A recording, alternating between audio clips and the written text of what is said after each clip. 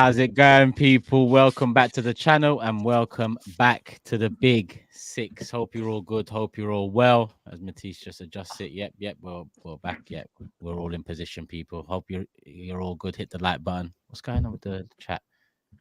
My chat's frozen for some reason, but listen, I'm sure it'll get active again. Listen, it's been a little while, man. Feels like it's been a little while. Has it been a little while? No. When's the last time we filmed? So when was the last time you was here? Because was you away? Yeah, Turkish. Yeah. No. We had all six midday last Wednesday. Wednesday. Yeah. Oh, okay. Oh, a week ago. Oh, say no more. Say no more. What are you man saying though? Has it picked up? Euros picked up or not? Not for me. Nah. Been good. Nah. Cheer up, man. What's wrong with you, lot, man? I've enjoyed it. I'm enjoying it, bro. I don't know why. I don't get miss. I can't lie. It's hit and miss. When Matisse does a stream, then it's a miss, and then rest is history. Are you turning it off during the 0-0s, Grizz, or what's going on? Because if you're not watching the full 90 during the 0-0s, then fair. You can just walk away from the TV. Some matches have been dead. Some matches have been dead. Some, yeah. Yes, many. It's been a bit hit and miss. I can't lie. It won't go down as an iconic Euros. It definitely won't go down as absolutely an iconic not. one. No chance. No. Anybody See, who says I don't get it. I don't get it's either Turkish or they're crazy. Simple. If we win it, it's iconic, bro. What can I say? But obviously, France are Bro, playing. the Turks are lighting the place up, man. Every game they play is chaos, and that's all I'm in for. I'm not emotionally attached to any team. I just want to see chaos, and they're bringing it. That's entertainment, man. It's chaos. I mean, obviously, we're going to talk in. Yeah, exactly. But I think every game's like there's no foregone conclusions, and that's what you want in a tournament. There's no clear favorites. There's no giant killings are lurking around the corner, possibly already taking place. Not everything's going to script. I think it's okay. This is what tournaments are about, man. It's tournament football. Me and Toby obviously are football connoisseurs, so we don't really, we would take away the emotion. We actually study the game. We're like purists. In it, Toby. Purists. Listen, what the word I'd like to use is purist. Football analysts. For football analysts. We're what's the word?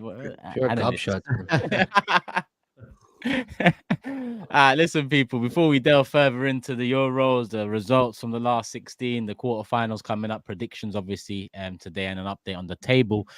Show some love to the sponsor, people. There's a QR code on the screen right now, and as you can see, HelloFresh are back in town. Show them some love by scanning that QR code, but before you do that, put your phone down.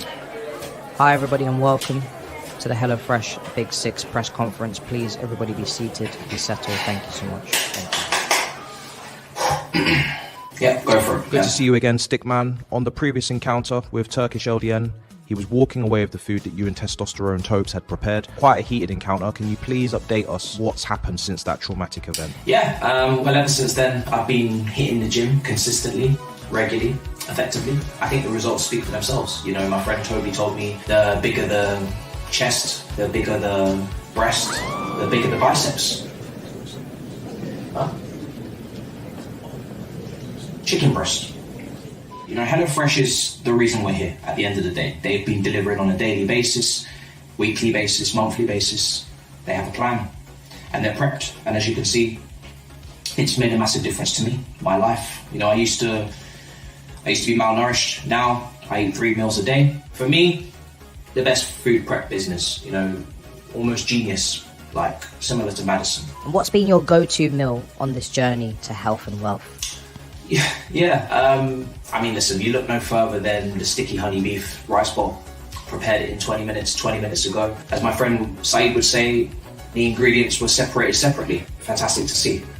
The instructions easy to follow, mapped out specifically for me. And then on top of that, when I've made my meal, I get to sit down, scroll through Twitter and see and read my favorite ITK, the Grizzly Bear, what he has to say. And I keep up with all the news because I didn't spend too much time having to make food. Like I said, 20 minutes. It's fantastic. I have the options of vegan, family. I can order it on a daily, weekly, monthly. It doesn't matter.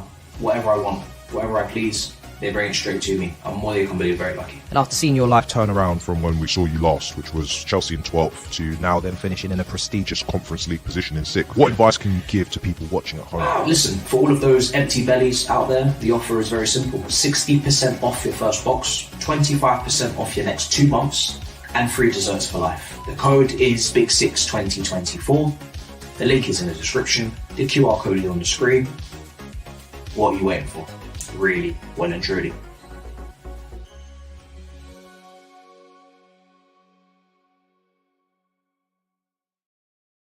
Fuck's sake, man. Big up, man. Big up, big up. What a guy! Oh man. No What word of a guy's lie. goal. That sweet chili beef rice thing. So good. So my good. So good. I haven't Listen, tasted people, it yet, but it looks amazing. big up Matisse, big up Skull for the edit, and big up Hello Fresh, because as you can see, as you've just seen, they're sponsoring the show. QR code there. Obviously, the code is Big62024. You can scan the code, you can use the code, up to you. But make sure you do, because it's 60% off your first order, 20% off the next 2 months, and the free desserts for life. Mad. Go show them some love. Make sure you use that code or use that QR code, and they'll know you're coming through the Big Six. And big up Hello Fresh, and again, big up Matisse and Skull, because if you know behind the scenes what time my man was eating that chili beef, and then Matisse, tell him, Matisse, I beg you, Bro, 5 a.m. So I went to Saeed's live stream, right? And I was actually commenting about 3:30 a.m. or something. And he was like, "Why are you awake?" And I was like, "Man's been filming. Man's been cooking. You know what I mean?" So 5 a.m. Birds started chirping. I had my breakfast. It was lovely. Wonderful. Nah, respect, man. Big up, man. Respect. Come on, it's mad. All right, show them some love, people, and let's get into the show. All right, Euros, last 16 done. Actually, aside from Euros, let's start. TOBS, Tottenham, Archie Gray. I mean, a lot of noise around it. I think that's the word you've tweeted, but how you feeling? Initially I was like, we're signing him. He seems good according to people's ratings. So, but if I'm being honest, I've not it looks like it's a good signing on paper. Maybe the excitement is not hit me as much as other fans, because I've not really watched him at length. So I can't come here and be like, oh my God, we signed the best thing since sliced bread. However, it's very encouraging the way the everyday fan is speaking about this kid. Like, I've had Leeds fans speak to me, I've had United fans speak to me, Arsenal fans, Chelsea fans. Even the weekend just gone, when we were in Manchester, I had like 5 or 6 men saying, yeah, this guy's cold. GRIZZ obviously saying he's cold. Matisse saying he's cold. So for me, I'm like, yo, if this kid is as good as everyone says he is, then yeah, it looks like it could be a good bit of business for Spurs. I mean, the fee though, the fee's kind of mad. I can't lie. What is it? It was like 35 to 40 million, right? And then obviously Joe Rodon's gone the other way. So we've paid essentially between 25 to 30 million for an 18-year-old. But of course, the club are banking on the fact that this isn't your normal 18-year-old. This is an 18-year-old who's ready to basically come in and hit the ground running in the Prem, like Kobe Mainoo did, like Adam Morton did. So and people are telling me that he's better than Adam Morton. So if this is the case, and a man can play, I think he's been used at right back, he's been used in midfield, he's been used, I think, at left back as well. I believe the intention is to play him in midfield, but obviously I need to hear it directly from Ange's mouth this upcoming season. But by all means, I'm happy that Spurs are actually signing talented players, like highly sought after players who actually have the technique. That's the one thing I love the most about this deal. Not the fact that, oh, other clubs wanted him or whatever. I love the fact that Spurs have gone out and signed a player who is quite glaringly technically sound. Like, he's got high levels of technical quality, because that's the one thing we don't do enough of. You see guys like Werner in the squad. You see man like Emerson Royale in the squad, man. Finally, we lead with technical quality first. Lead with technical quality first and let the rest follow, right? I don't want to hear about no Conor Gallagher. I don't want to hear about no Roadrunner bleak test merchants. No, get me guys who can actually play with the ball. Oh, yeah, that's what happens when you cuss my players. Yeah, yo, dickhead. The whole thing disconnected. Wow, you. imagine that, you know. Don't ask questions, man. Ask questions. Not only have we improved our Wi-Fi, we've actually fucked up his even more. That's what we're on. Violence. But no, do you know what it is with Gray? Is this is the type of signing Tottenham should be making. Like, these are the type of players they should be signing. They should be going for young players with high potential, And like he said, technically sound. Like we played Leeds, I think, in the cup, and I've seen a couple games from him because, you know, we got quite a few players out on loan in the championship anyway. But he looks very good, man, and he's like one of those players you'd say, yeah, if you're not in the England squad in the next couple of years, you know, someone's fucked up somewhere. So I think he's a very good player. But what? Hasn't he only had one season though? I think 1.5. Did not play last season. I think he did not come out last season as well. I don't know if he played the season before, but at that age, if you played, yeah, I was gonna say, if you're showing levels even at that age for even a season and a half, like yeah. I've looked at him quite a bit because Liverpool were linked with him, and like TOBS, you know, you're talking about the fee and you think it's a madness, this and that. I don't even know. You just told me actually about the road on going that way as well, which makes the fee even lower, right? So if you're saying they comes out to about 20 million, I'm so jealous. I'm being honest. I'd love to shit on your signings. You know me, I'd love to take the piss and say, yeah, dead team, dead player. You've got yourself the typical modern all-action midfielder, but with technique as well. I'm telling you, man. I think it's a fantastic purchase. Now, how he fits into the Spurs setup and scenario and coaching and everything else, obviously we don't know. But in terms of his individual attributes, my God, yeah, man. I'm telling you, man, he's an all-action little dynamo, man, with technique. So I love to hear that. He's only young, of course. And, you know, it's going to take time. You're going to have to be patient because obviously the jump up to the Premier League is going to be huge. But you know what he was mentioning about technique? Like the contrast from Kevin Gallagher to him. Yeah, night and day, brother. Night and day. But one season, maybe Gallagher needs to leave my club because I can't take this all season, you know. But you know, Turkish, this is what it is, though, man. Everyone's having one season. One season, bro. No, Turkish is cold. He's cold. Yeah, but he's cold. But even for me, what's the odds of Mainu, Wharton, and Gray all coming through, all being cold, all being? Why not? Why not? Because okay, you might say the Lampard, Gerrard, Scholes era, and some of the midfielders all coming. Here we go, the new era. It's very rare. It's rare.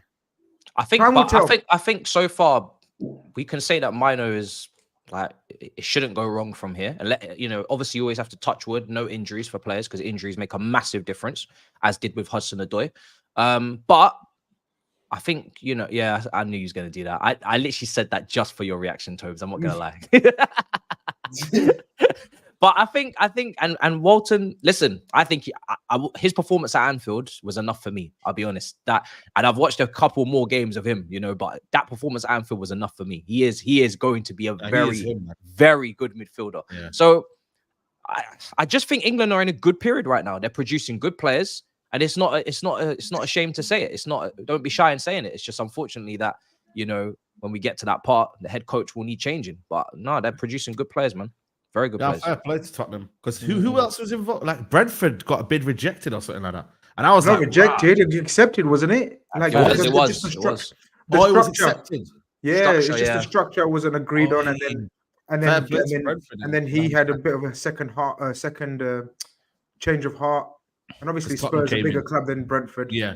Not by much, but a little bit. Now, fair play because I was worried about Angie's talent ID, man. I was like, yo, it's a bit, you know what I mean? It's a bit iffy in that, but fair play. You know what I mean? Good player, young player. Listen, I've watched him a couple of times and, bro, he just looks so matured at his age. I spoke to Joe, just Joe Football, big up to Joe. He speaks highly of him. But a lot of Leeds fans speak highly of him. You know what I'm saying to you? He will never come to United anyway, because if you know the history between Leeds and United, it's not Leeds and Manchester. You rarely see them come across the pond. But yeah, man, fair play to Tottenham, man. It's a very, very for that price as well, Toby. Bro, yeah, man, that's 30. I can't lie.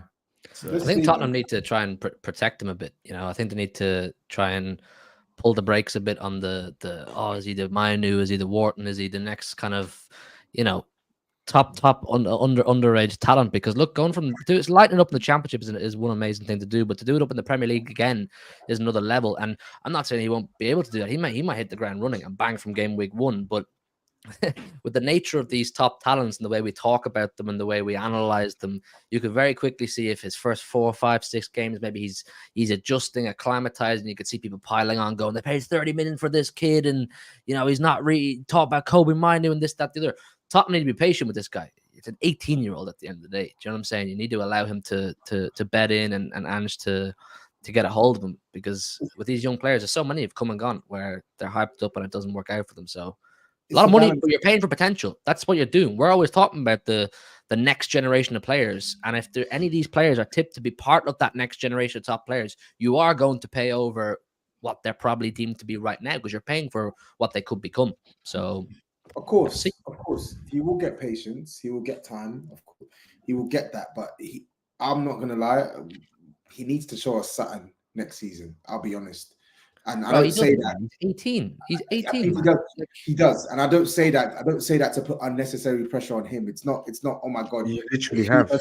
If he doesn't bang this season, it's done for him. I'm saying where we are as a team, we need something from, it's not exclusive to him. We need something from any player who's coming to our club over the next couple of years, because we're in a position now where we have a young core. Like, there's going to be time to actually like nurture these players, etc., etc. But with that becomes a little bit of give back to the club. Like you saw it with Sarr last season, you saw it with Destiny in his first seasons. There are other young players we got coming through the rank. Bergvall's coming in. We need to find a balance between prioritizing this kid's development and also being able to make the progress that we need to make on the football pitch. And if those two things can align, and he actually does come out next season and gives us a fantastic season, great. But what I'm saying is there's a difference between me saying I want to see something versus Nishatul. I don't want for it to be next season and we spent 30 million on this kid and we only see him play 2-3 times. I don't want that. That's dead. I don't want that. Right? If that's that will happen. I don't want that. What I'm saying is I want to see this kid get a sufficient amount of minutes in the Premier League, and I want to see this kid get a sufficient amount of minutes in the Champions League, and I want to see something in those performances. Wait, are you in the Champions League? Wait. Sorry, Europa League. Did he join someone else? Did he join another club? I don't want it to. Yeah, I don't want it, and it's the same for Bergvall. I don't want it. I don't want next season to be a case where. Oh yeah, you got the other kid as well, isn't it? Yeah. I forgot about that one. So plan for the future, man. Plan for the future. Who they signed? Youth project, man. This is it now, man. Tottenham Youth Project. Who's the kid? Bergwell or something. I don't know how you say his name. Bud. He's highly rated as well. Oh yes, Watch the clips of that kid. The guy looks very good. But the thing is here, Tobes, I can sense the impatience in your voice, in your speech. Already. Yes, in your speech. Yeah. Now I get it. You're Spurs and you're impatient and you're impatient for the club. It's not for him. It's impatient. I hear that. But the thing is, right? How many times have we talked about you need to choose a direction, choose a path, and then stick to it? And therefore, if you're going down this path of, because I haven't seen many other in recent times highly talented, touted youngsters choose Spurs. Right now, we've just ruled off 2 that have chosen your club. So if that's the way to go, and you've got a coach that's known to play attacking, brave football, and he's gone for the attacking, brave young players, then you've got to be, I think, a bit more patient and let him just, I don't think you have to demand top 4. I'll be honest. I don't think you guys, up until this point, have spent the type of money other clubs have spent to say that has to be who. Tottenham. But you're not. Let's pause. How much has Andrew spent? I don't like this was Arsenal. How much is he spent? Andrew spent a lot of money. Where are you going? Has he? Of course he has. He spent over 200, no? Who? Which man? Madison. How much was he? We spent bread. Adogi. How much was the Dogi? Madison, Adogi, Dragoson, Van der Ven. You reckon? Van was around Vicario. 33 million all in. Vicario wasn't expensive. Oh, Brennan Johnson. That was a nasty transfer. People are saying 270, 290 in the chat. 270. No way. They're doing too much. They're doing way too much. No way. And Postecoglou has spent money, but I think people need to. Even when you take away some of these fees that I'm going to mention, the amount is still high. But people need to remember We spent around like 12 million on Bergvall, 18-year-old. We spent that in January or whenever. He's not played a single minute for us yet. We spent 35 million odd on Archie Gray. He's not played a single minute for us yet. Kulusevski, whose deal was made permanent. This was a player that was already on the books of the club. That counts towards Ange Postecoglou's spend, even though this was a player that was already there. The deal was already set. Pedro Porro, 40-odd million. The deal was already set. So we're talking about... Romero as well? The year before. Romero was done the year before. Romero's done the year before. So Andrew spent, if I look at last season, I think we spent around 170 odd million, excluding those players. So there's money that's been spent, but that's not enough for me. I want to see more money spent. We sold Harry Kane last season. Why does everyone just forget this? Oh yeah, they spent 209. We sold Harry Kane for 100 million last season. We signed Brennan Johnson. Absolutely. What type of spend do people expect us to make when we sell our best player? We should be spending money. And the fact is, we spent all that money last season. Does this look like a team that's ready to? No, you need some attackers. I'm not gonna lie. Richarlison and Brennan Johnson for Harry Kane is foul. And a floundering aging Son. Like, he's been a Premier League great, right? It's fair to say, but he's floundering last season at times. I think you need some attackers. Is Werner gone there? No, he's back. He's back. This is why we're gonna have some angry Toby sessions this This summer. is why I said what I said on Archie Gray.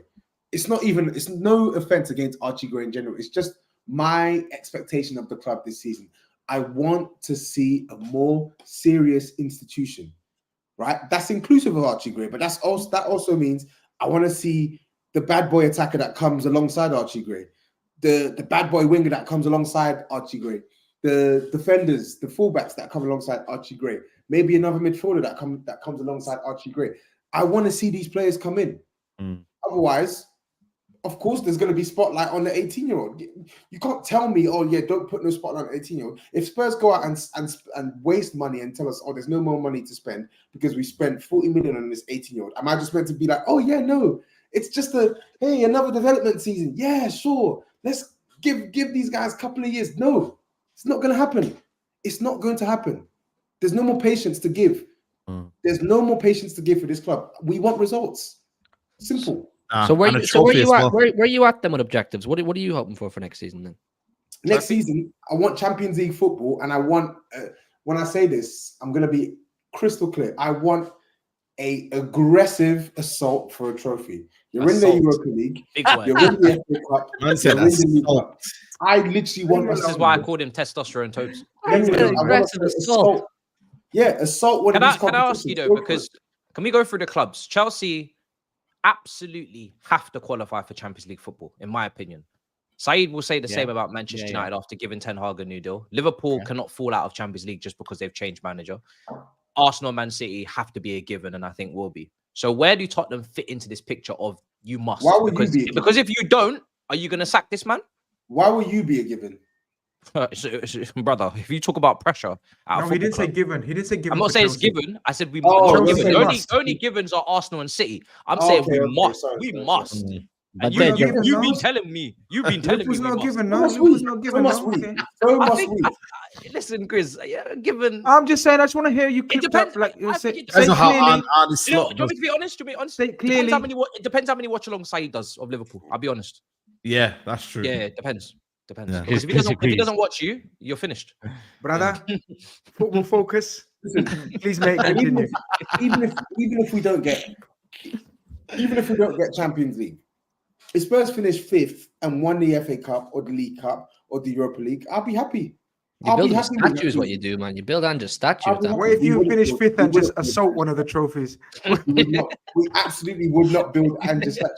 Bro, if Ange brings you a trophy, he's getting a big statue outside your place. Where's Wanda Ramos' statue then? Who? Yeah, not League Cup. Exactly. Who? You don't even know what I said. Yeah, but in hindsight, hold on. In hindsight, if you knew you'd wait this long, would you not go back and build it? No. That was a terrible manager.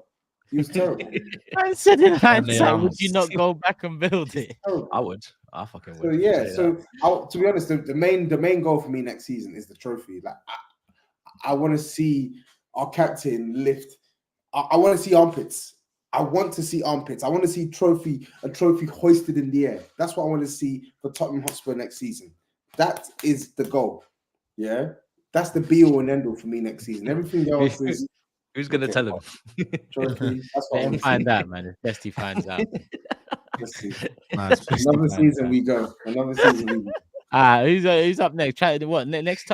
Calafiori's been heavily linked today. Romano's linking him. You got to say it right though, man. Calafiori.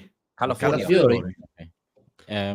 Matisse, Chelsea, Arsenal. Arsenal look like we're edging it. But what has anyone here seen him aside from the Euros? Bro, No, I don't watch. I ain't gonna lie to you. I didn't watch no Serie A last season. Even me, I didn't watch Italian league last year. Can't lie.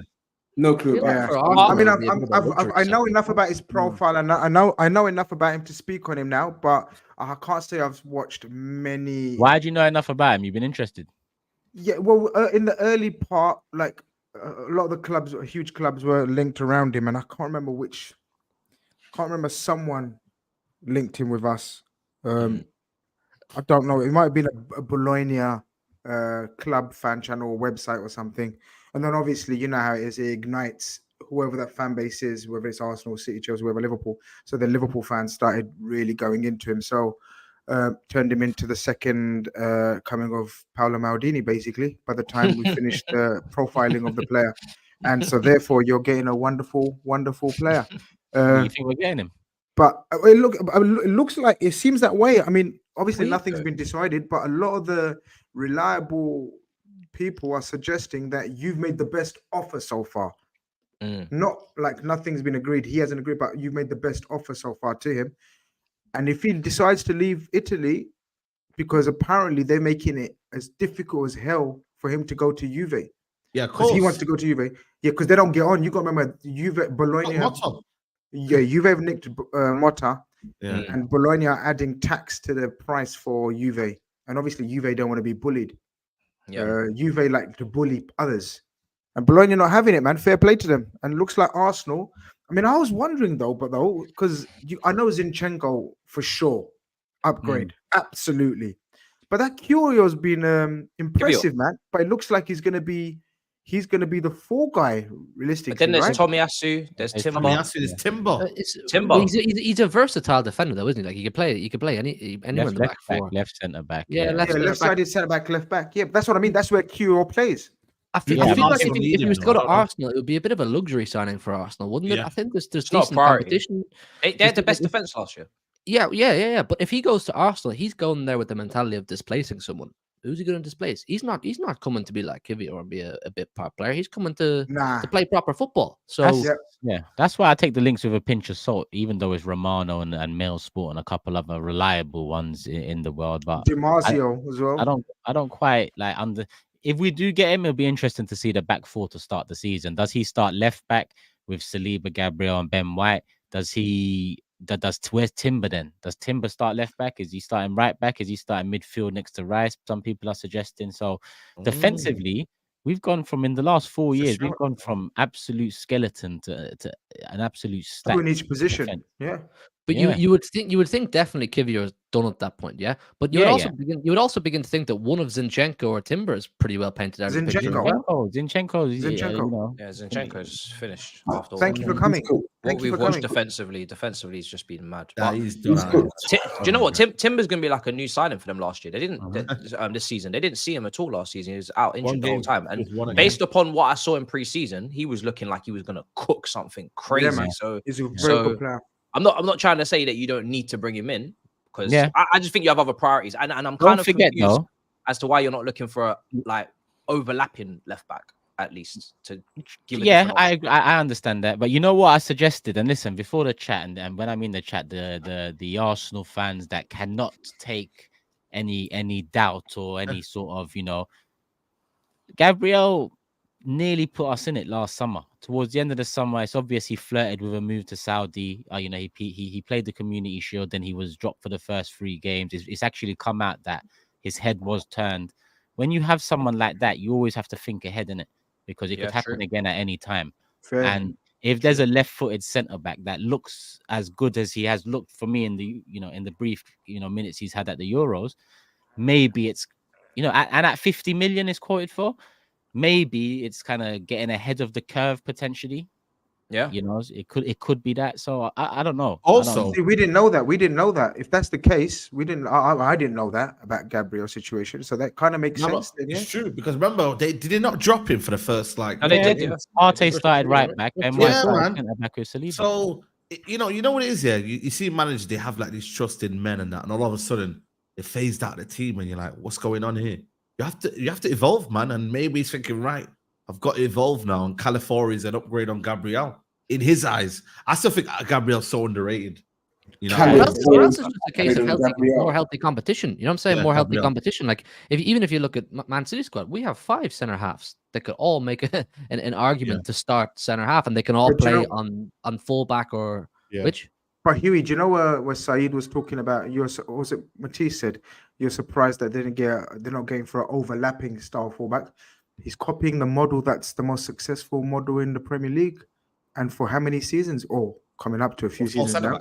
Which is the Man City season. Who's the overlapping fullback for Man City?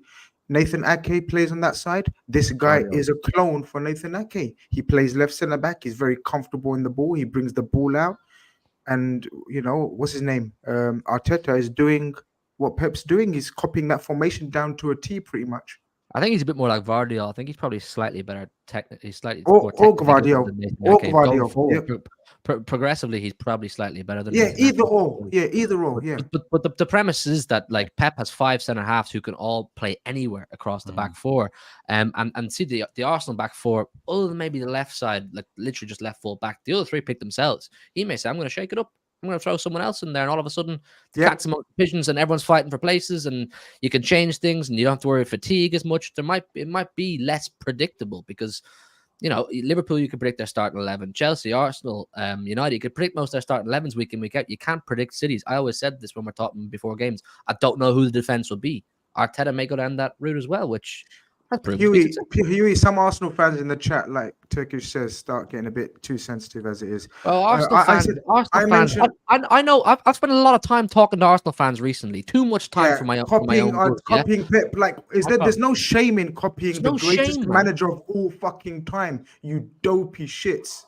Whoa, hello, man! Whoa, if I had a soundboard, I'd hit that right now. Whoa. Do you know what I mean? They're like, "Oh, get off it, man." You guys were he's friends. The greatest. He's the greatest coach. He's the greatest coach in the world ever. Wow. He's the greatest coach ever seen. Can I say something though, Grizz? You know the debut of 4 centre backs in the Premier League was against Liverpool, and it was Arsenal. Can we start giving credit to Tony Pulis? Remember when Tommy had to start? I was going to say, I'm sure Allardyce, Dyche, and the man have played 4 centre backs. 100%. Tony Pulis. Does that mean they were copying them? Please. I can remember Tony Pulis doing it. When are we going to give Stoke City, Kenwyne Jones, Stoke City some credit? Rory Delap, Stoke City some credit. Bro, Pep Pulis, man. He's the Paella Pulis. That's what I mean? Are we saying all these mans that played 4 centre backs? I remember Houllier. I remember Houllier playing 3 centre backs for sure. Top of my head. Does that mean like, you know? Bro, this is Grizz. This is typical top end. You know, top end taking all the credit whilst the workmen work. You know, you've already got your tiki-taka triangle. You got your credit for that. I'll say you man invented it. But now where's it got you? Where's it got you? 4 centre backs. Come on, man. Where's it got you for the little guys, man? Seriously. Where's it got you? No, Arsenal fans. What have you done? All right, you invented 4 centre backs in the Premier League. Look at this guy. He's now hating on Arsenal. And watch later on, he'll start loving them again. It was always coming. You're doing that. You're doing that. You're doing that now. You know what goes under the radar, and we haven't really talked about it, but the way Arteta finished ahead of Klopp 2 years in a row. That's what I'm saying, man. Under the radar. Not Jurgen Klopp. Surely not Jurgen Klopp. No way. Major trophies. He's gone now. That's 2 trophies they've won. Then that means in the last 2 seasons. He's old. Minus our trophies. Take out one. He said, "Yo, I'm liking the way Saeed's cuddling up to Arsenal fans now." He's been cuddling up for months. You cuddling up to? Have you got no shame, Saeed? Like literally no shame. You need to go back and watch them. Roy Keane Vieira tapes. How many years we've known Saeed? He hasn't replied back to Turkish. Bro, How about you reply back to Turkish? You need to go back. Why are you coming for me? You see the Vodafone logo? Go back and watch them tapes. Roy Keane, Vieira, everything. Go back and watch them tapes, bro, because you've forgotten. You've lost it. Serious rivalry enemies, and you're all cuddling up actually to guy Arsenal talking. fans. You talking right now? I hate everybody here. What are you talking about? Apart from my oil brothers, but even that's a bit sketchy because he does throw a few digs my way too often. Brother, you need to this season. You dropped the oil brothers tag. Your club's not run by Abramovich no more. This season is over. I don't want to hear oil. Yeah, but there's still oil leaking from the tank. There's still oil leaking from the tank. You don't spend bro, if there was oil leaking, you wouldn't be signing Dewsbury Hall. Bro, ho. The oil's done. The oil's done. You're dealing with the oil's run out. Can you do some propaganda? Can you do some propaganda for me again, Grizz? Grizz Khan? Tell them what you said in the chat about Drewsbury. No, we're gonna come to the Chelsea. We can talk on Dewsbury Hall, but he's not better than some of the guys that you'd have starting. Oh, listen, Elise, Kudus. These are the kind of players that I would have, I would have seen a significant upgrade. He's more exciting than Gallagher. I like Dewsbury. Gallagher is not good enough for Chelsea. Gallagher's become a punching bag quite a bit now in this show. I think we should leave Gallagher alone. Gallagher is Gallagher. You know why he's doing that? He wants some value on Gallagher. He wants to sell Gallagher. SAEED, I sold you Mason Mount for a good price. I can do same again. Talk to me. But the reason why Gallagher has to be mentioned, probably, we don't know yet for certain. The reason why Gallagher has to be mentioned in conjunction with Dewsbury Hall is that's who he's likely replacing. Am I right?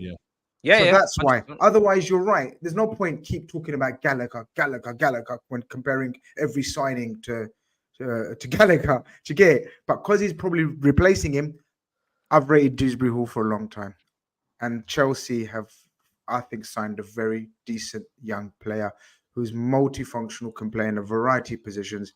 He's physical. He's very good on the ball. He's calm on the ball. He's got a great technique, and he's got a knack of striking the ball from outside the box as well. Even that young? How much you pay? He's 25. So we paid 30, but we sold Golding to Leicester, I believe, for 5 million, was it? So similar to the Archie Gray, it's PSR, whatever. I don't know what's going on there. I think he's a very nice player. But I initially I was underwhelmed, obviously, because I wanted Elise. Everybody knows that. But for that price, I think he can only go in an upward trajectory. I will say that. And I am still kind of concerned about how we managed the playing time. We got a lot of games, thankfully, but Carney Chukwuemeka, I think he's talented. Nkuku's meant to be playing in that kind of area as well.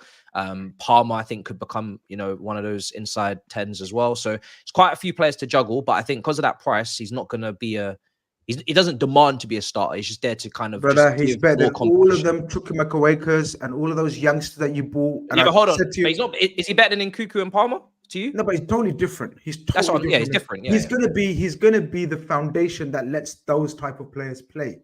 So he's not he's a box to box type midfielder. A couple of times he played against Liverpool at Anfield, and for periods of the game he bossed the game. He scored a wonderful goal once. I remember, literally just ran through our midfield, and he's elegant. And I think he can get better but obviously again, very key is Maresca. Maresca is your coach. He knows him. He likes him. And that's a good thing that Maresca's been able to bring a player that he wants, which is a good sign for Chelsea Football Club. Let me say that. I don't agree. Do you know I don't agree? No problem. I don't agree because, yes, whilst that's a good thing for Maresca in terms of what he wants to try and do for Chelsea, it's not a good thing for Chelsea Football Club because they're in this vicious cycle of stockpiling. And it's going to get to a point in which they have to. That's a different point. That's not. It's the same. I'm talking about the player. The stockpiling is an issue. Yes. No. But I'm talking about the player as well because fine, Maresca rates this player, but if they have potentially better players than this guy in the team, why have they gone out and spent 30 million on this player? And then, so if I look at their options in the midfield, they have Enzo, they have Caicedo, they have Lavia, they have Carney, they have this Leslie Ogochukwu, whatever his name is. They have who else am I missing? Santos. I think Santos is a good player as well.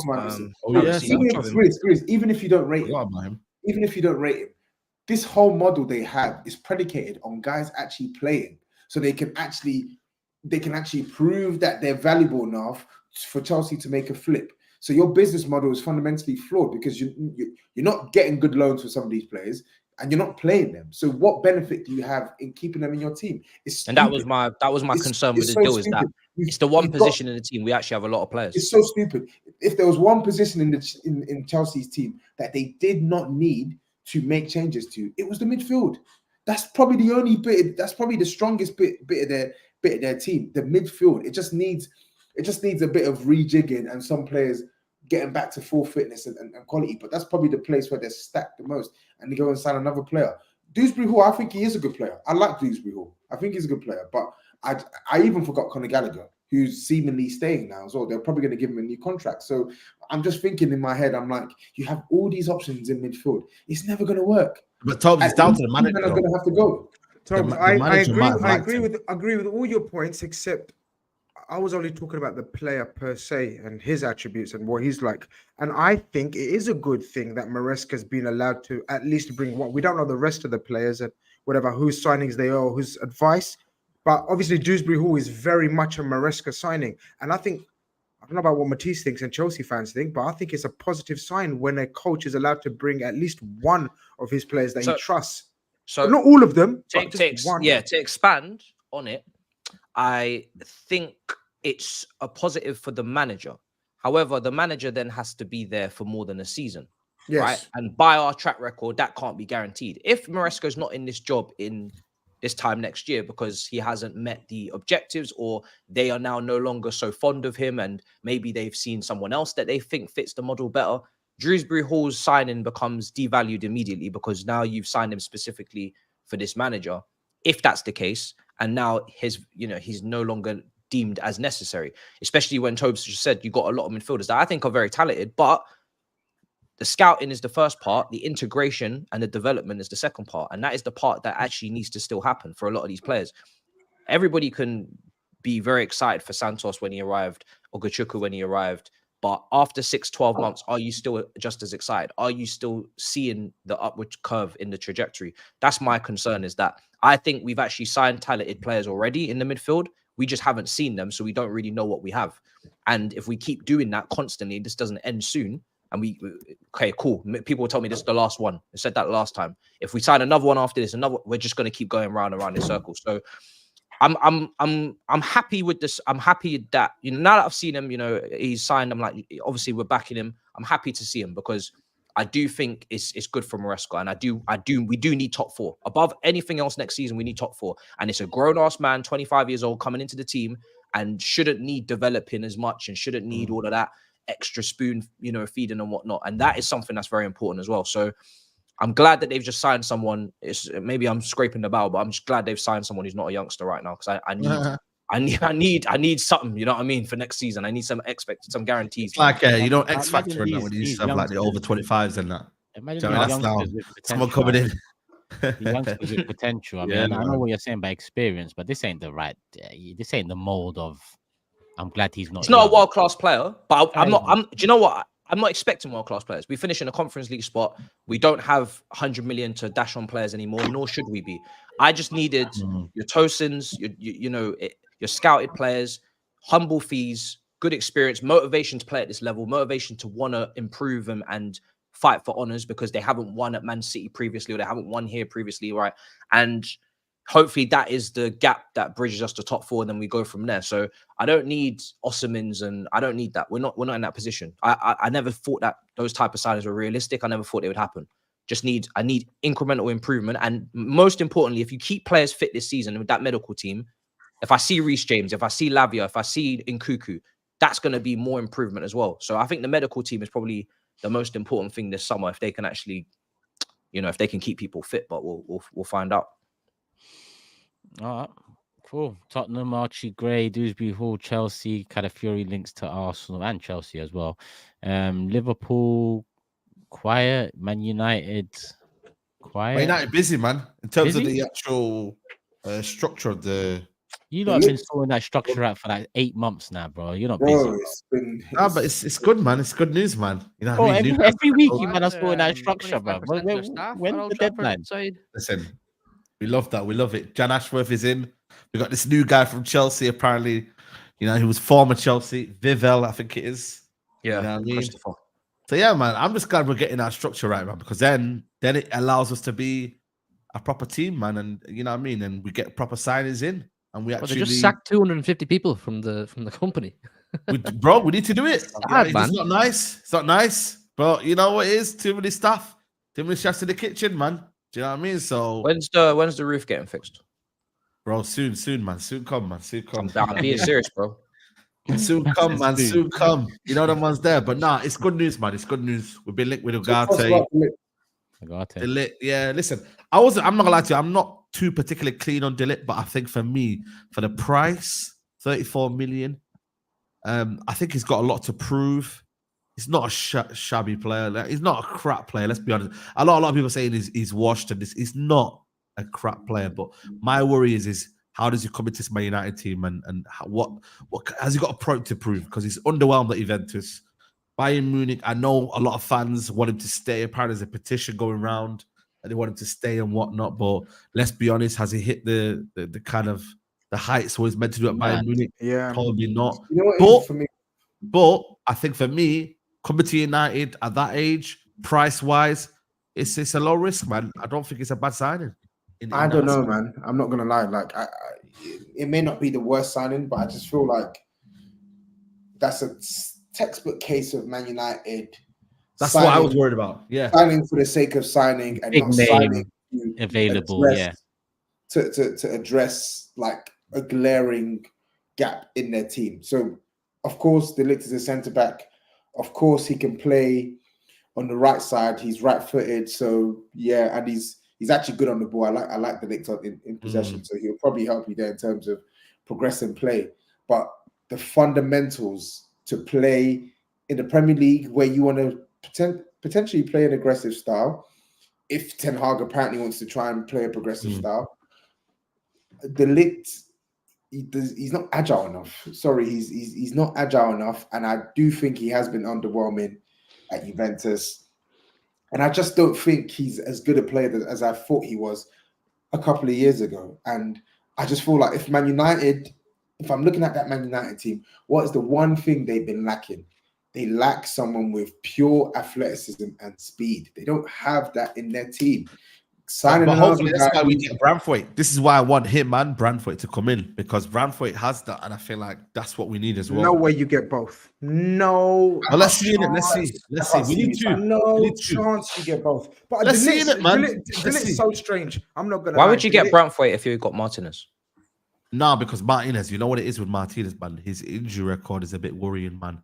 I don't know if you guys see, but he was injured a lot last season, and I don't know. What do you mean? I don't know if we've seen, like, where were we on planet Mars? Of course we see. Oh, okay.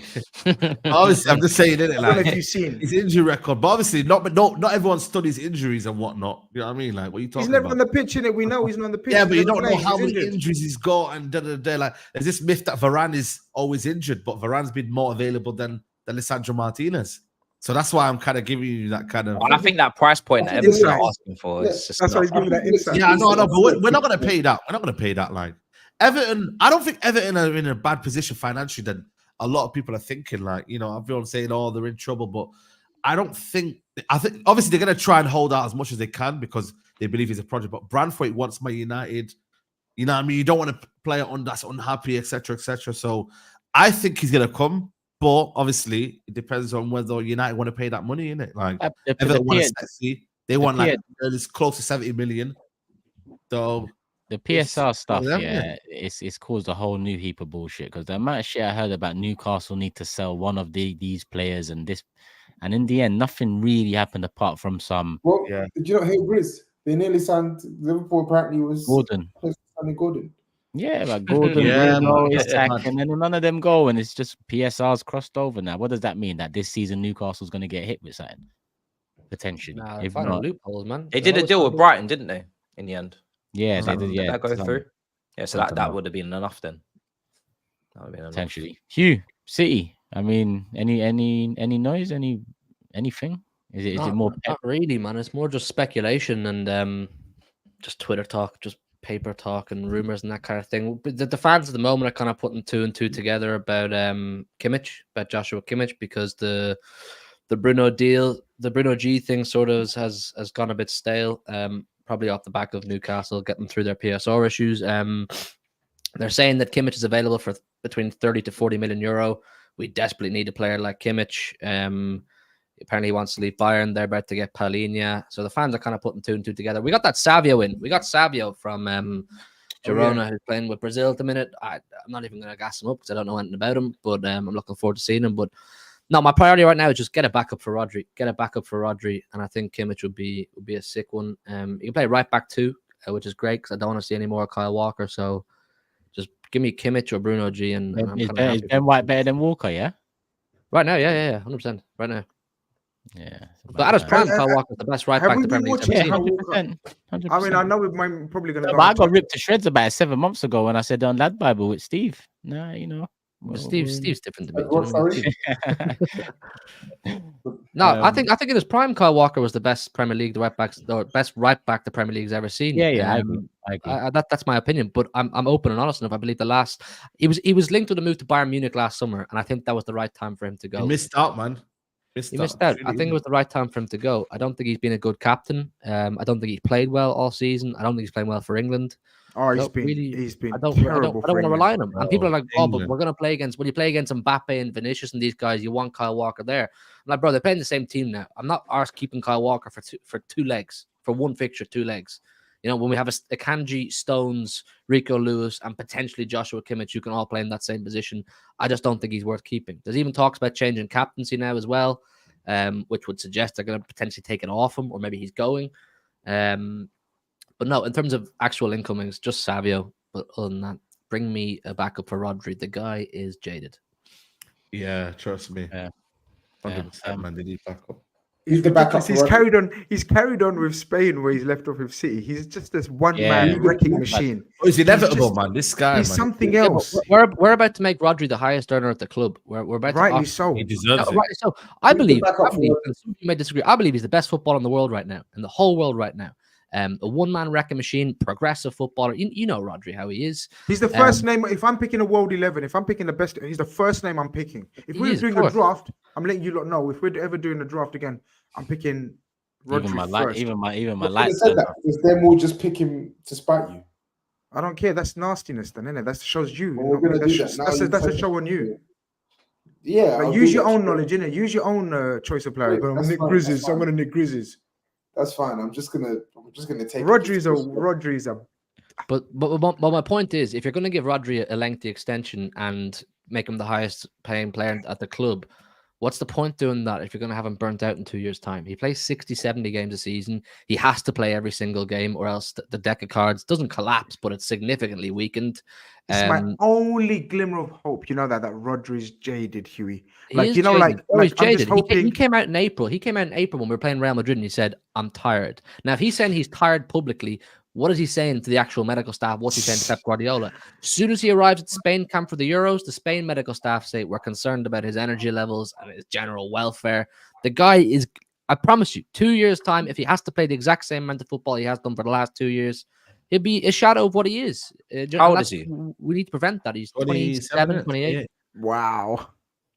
You know, we could have Rodri we could have Rodri at this level for the next 6-7 years if we look after him properly. Really look after him properly. There's no need. No, 6-7 years. Calm down. Calm down. Do you know how old that brother will be? Yeah, calm down. Calm down with the 6-7 years. About 4 or 5 years.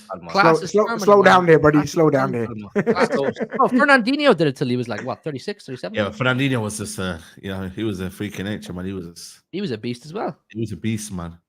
Busquets, these guys, man, class is permanent. Let me. What was you say, Matisse? So Calvin Phillips is not going to stay. No, don't talk to him. Don't utter his name again, man. Calvin Phillips. The reason why I asked, Southgate said he's like irreplaceable. So I just wanted to. Calvin Phillips to Fulham to replace. Why Fulham? Oh no, man, he wouldn't survive in that system. To replace Pelina. Oh, you know what the funny thing is? Calvin Phillips thinks he's going to play for City this season. Is he okay? He says, I'm coming back to preseason early, and I'm going to get my head down and get ready for the season. Bro, you should have come back. You should have come back early 18 months ago. Instead, you're eating pizza in New York. You know what I mean? The opportunity's gone, man. The opportunity's gone. Off your foot. Was he eating the pizza on the Fahrenheit that we had? or is he eating Big Joe's? The one we had, we had at. Oh yeah. What was it called? Sloppy Joe's. What's it called? Floppy Joe's. No, it was just called Joe. What do you mean, the pizza Joe's place? Pizza, isn't Yeah, it? Joe's. Yeah. Nice Joe's. The Floppy Joe's is the one that you went around the corner from the store, the 50p one. Huh? Do you remember, Huey? No. Me and you. Yeah, we did. We went for the. Maybe he's eating at that cart you stopped at for chicken burger. I don't know what's going on. I don't like. Cool. People, 55 minutes in, and we haven't even touched on the Euros yet. But one thing I'm gonna say is, either there's something wrong with YouTube or there's something wrong with you, because we have only just passed 100 likes. I'm hoping there's something wrong with YouTube and nothing wrong with you. But can you try and make me decide which one is the problem here by hitting the like button right now? It should shoot up to at least what? 100 likes. 500? What? Oh yeah, it is only 150. Yeah, I don't know what's going on. I don't think it's the community, but until I do investigation, we won't Play the know. outro, I think. And then just play the outro and that's it. They're not feeling tonight, Joe. again. They're not feeling tonight. All right, bye. All right, bye, people. Love for the love, man. Yeah, love, bye. Press says, whilst I do the super chats, hit the like button, people. Let's see if it's a problem with YouTube.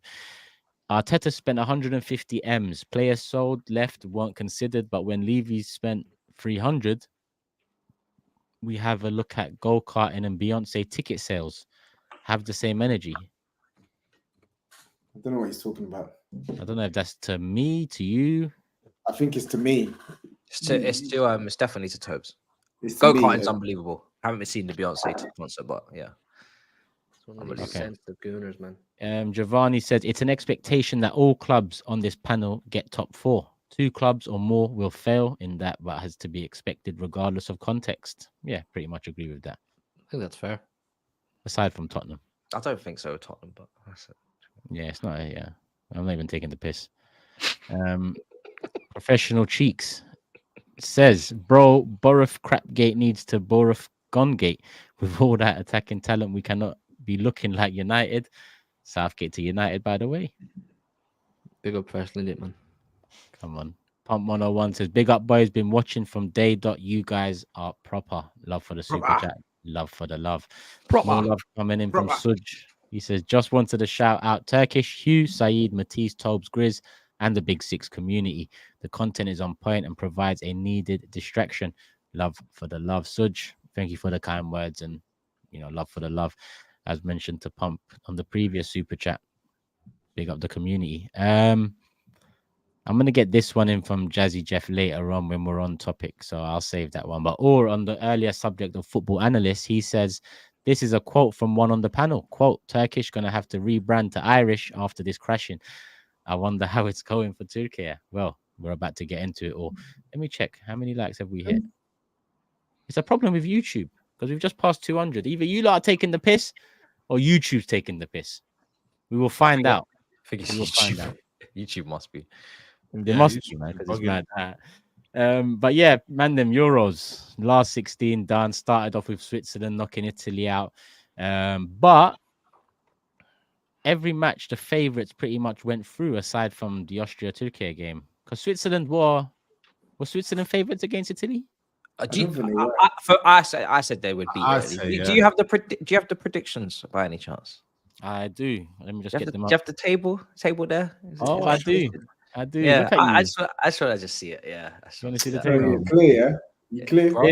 This is how it looked after the group stages. So that was how it looked before the last 16. This is how it looks after the last 16 results. Oh, damn. Okay. Fucking hell, I thought I did rubbish. Matisse tops it, 2 correct scores, 35 points. Tob second, 1 correct score, I'll take that. 31 points. SAEED with 2 correct scores, 28 points. I had 1 correct score, the 2K game, 23 points. Hughes on 22, GRIZZ on 21. Still all to play for. GRIZZ carrying his club form into internationals. Ain't easy. GRIZZ, you finished bottom of the other table. Yeah. It's all Yo, man. Cool. answer back, big man. Yeah, man. Take you off the screen, man.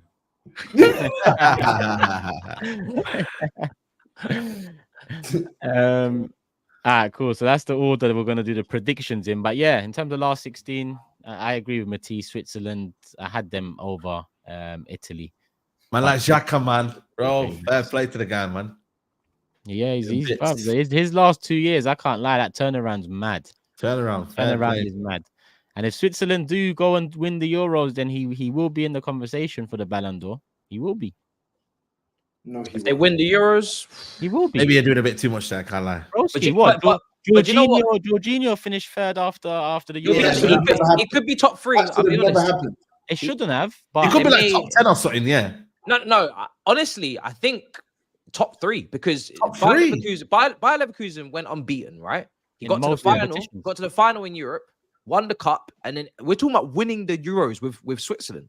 Nah, bro. Like, he will. It's not like the Ballon d'Or list is not that healthy, bro. No. Maybe that. Yeah, he'll be higher, man. He'll have to be very. But this is what I mean. This is where people don't appreciate. This is what I'm saying. People are like, "No, you're doing too much." No, we're not doing too much at all.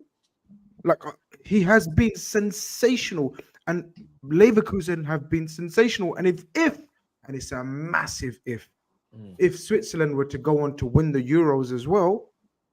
How can you deny and argue with that kind of stuff?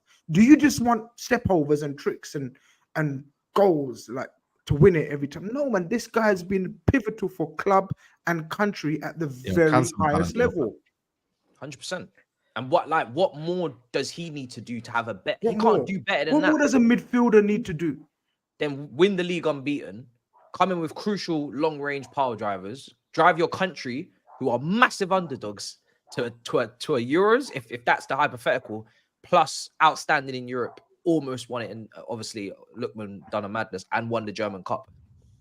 Like he's got to be top 5. It's got to be top 5 if he does it. It's a popularity contest at the end of the day, man. Do you know what I mean? The usual names be up there. It doesn't mean fuck all. Should be above the Mbappe's. You know, if he was to win it, should be above. Well, Messi will be up there somewhere. You know what I mean? But it's ridiculous. I'm a fair play. Just on the game, though. Fair play to Switzerland, man. Yeah, that's brilliant. They dominated, man. They dominated, man. Italy, bro. I think that's the worst Italy team I've seen in my life, man. Like they're just so bad. For about 10 years now, they've been so hot and cold. Though they'll win the Euros, then not qualify for a tournament, then they'll be knocked out of group stage. It's just like I don't know. There's heritage there, but it can only go so far. What was the next one? What was the night fixture that? Let me quickly check. After Switzerland knocked out Italy, Germany, Denmark probably made more difficult a job than it should have been. Really. Yeah. Yeah. That was a good game. It was a good game. I didn't get to watch that full game. 2-0. I think that was one of your correct scores. I think, if I'm not mistaken. Oh, brilliant! Yeah, I got correct score as well. That one. Yeah. I think I got correct score too. Yeah, that was your one as well, I think. England, Slovakia, the big one. Mate, England, bro.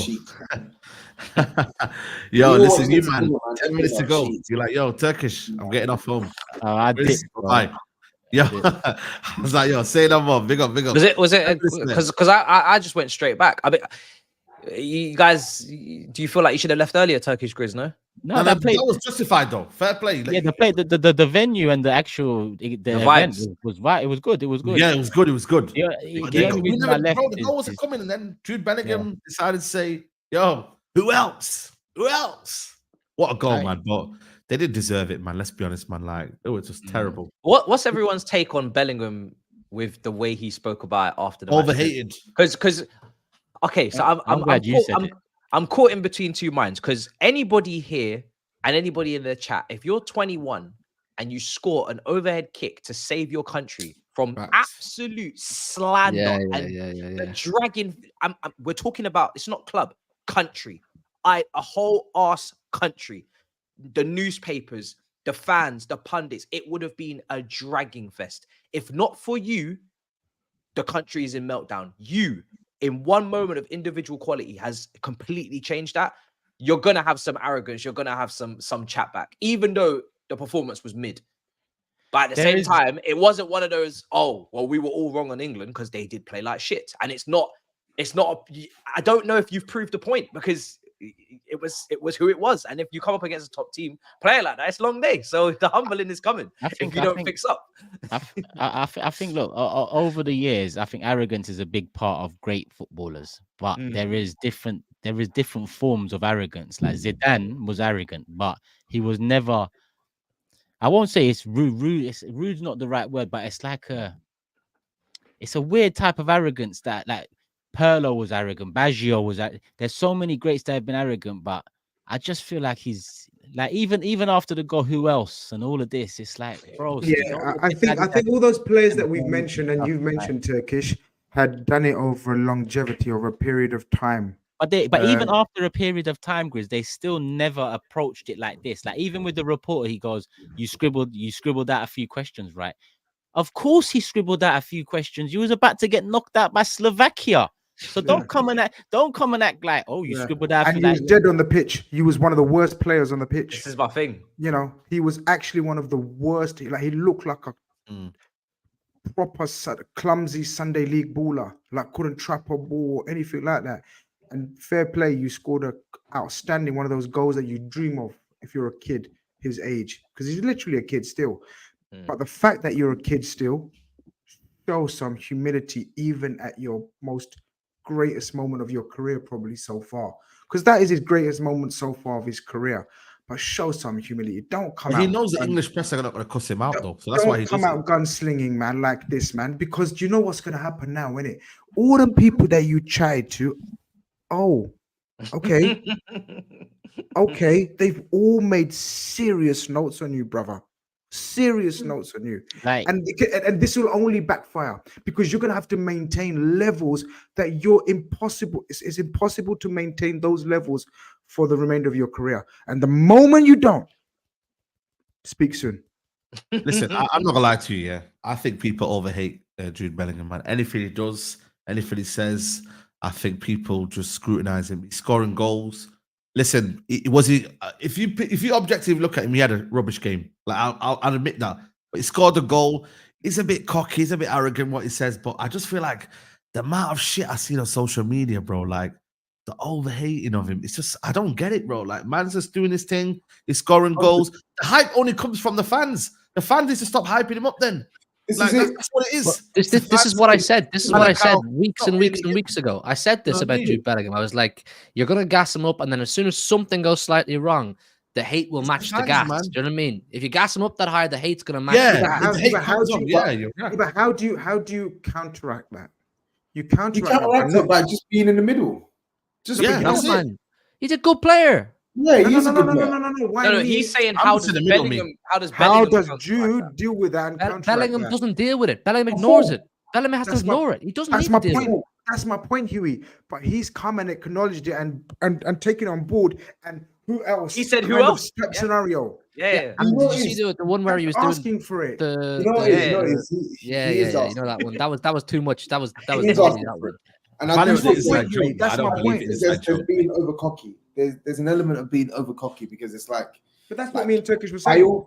By all means, he definitely deserves to gas himself up after scoring that equalizer. It's a mad thing. Yeah. But he needs to have some inward reflection that, like, bro, you were cheeks. You were absolutely cheeks the whole game. Like, you're gonna get praised for the goal, but you have to acknowledge that your performance was not good. So of course, when you're doing, I didn't even realize he said that shit to the journalist. Bro, but TOBS, can I say something?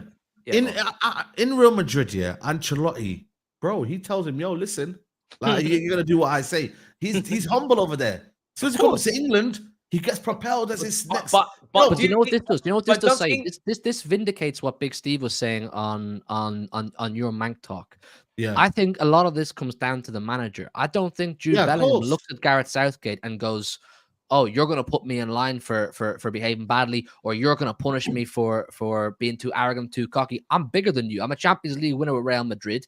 Yeah. And as Steve said, if Zidane is the England manager or someone of that ilk is the England manager, I don't think Bellingham behaves like that. I don't think Bellingham behaves. I don't think Carlo doesn't let Jude behave like that. We never saw Jude talk like that for Madrid. He was always this innocent English lad learning his Spanish, scoring goals. Yeah. Hughie, I agree with you totally. I agree with you, but that's a slight on Jude still.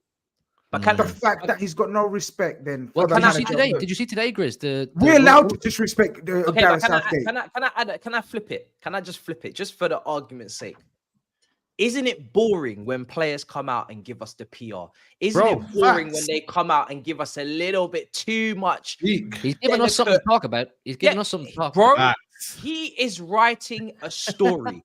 if you're Jude, as long as you can take the criticism as much as you'll lap up the praise, because England are the ones that have called him the next Zidane. England are the ones that have called him the next Gascoigne or da-da-da-da-da. So England can't be now saying, oh, you're a bit arrogant. You started this, not him. No. However, I love a story. I love a story. And if he's willing to write the villain arc story, go for it. He can as long take as you it, can though, handle man. it, as long as you can take it, as long as you can take it, go for it. Because we got too many players these days that don't have or don't want to show personality on the pitch, don't want to show personality off the pitch. And it's becoming very bland and very sterile. And everybody's afraid to say this, that, the third. If he's going to bring a personality out, go for it. Go for it, man. Because we're in dire need. As long as he can handle, if it backfires, like Grizz said, because it could and will probably backfire. But I'm embracing it, man, because it's interesting. I'll be real. His comments were brilliant. I'm enjoying the entertainment that comes from it. But I don't know, did you guys see today one of the journalists who's quite clued in on the England camp? He's not one of these just Twitter talkers. He's an actual journalist. He was saying apparently or allegedly there's a bit of a rift in the dressing room. Some of the players aren't too fond of the way Jude carries himself. Yep. Apparently there were similar issues at Dortmund. I don't know. Look, I don't think it's the time really. Like, you can criticize his behavior and the way he speaks and his celebrations all he wants.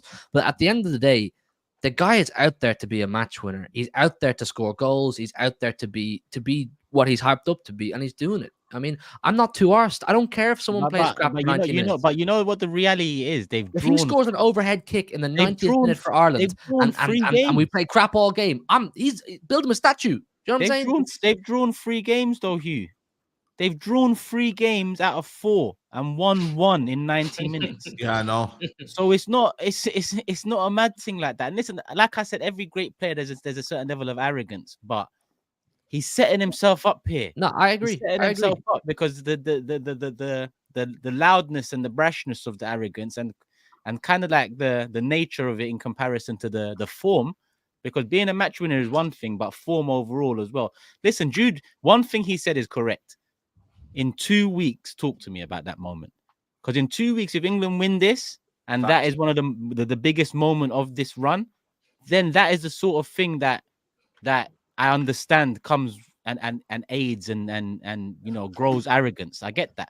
Also, but there has to be a certain level, because look, saying who else and saying I believe in myself, regardless of if I'm playing bad or not, I still think I can pop up at the right time for club and country. You know, I just said who else in a different way that's more acceptable for the players around me and taking into account that it's not all rosy. I also think for me, that free role that he's having, I don't think he should be the one that should be having that free role. Absolutely. I think he should be playing the 8 role and then folding the 10 and then Gordon on the left. I think because he's so energetic and he could do the box to box anyway, put him in the 8. I just think for me, in that system, it needs creativity. We need someone that can drop in between the lines. He shouldn't have that role. I would play him in the 8 role. But obviously, for Real Madrid, he's playing almost like a striker. But for this one, for me, put him in the 8, roaming alongside Declan Rice, and then we could go from there. But will he do? Apparently, Southgate saying now it's going to be a back 5. So where does he fit now in this back 5 now? Would you call him the Galactico Dele Alli? Bro, Dele Alli was better than him when he was 20, man. I'll be honest, you put some respect on Dele Alli. Wow.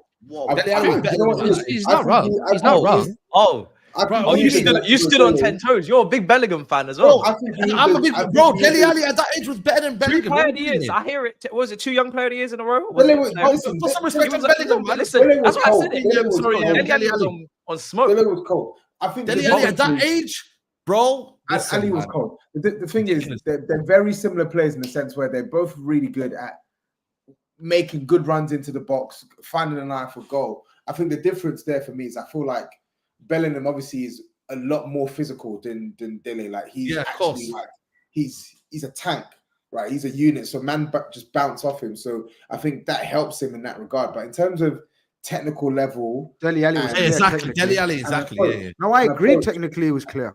Yeah. So Mm. I think it's yeah. But that's I think not Bellingham- that's not taken away from Bellingham at his age. But me, Bellingham's, I think he's a very, very good player.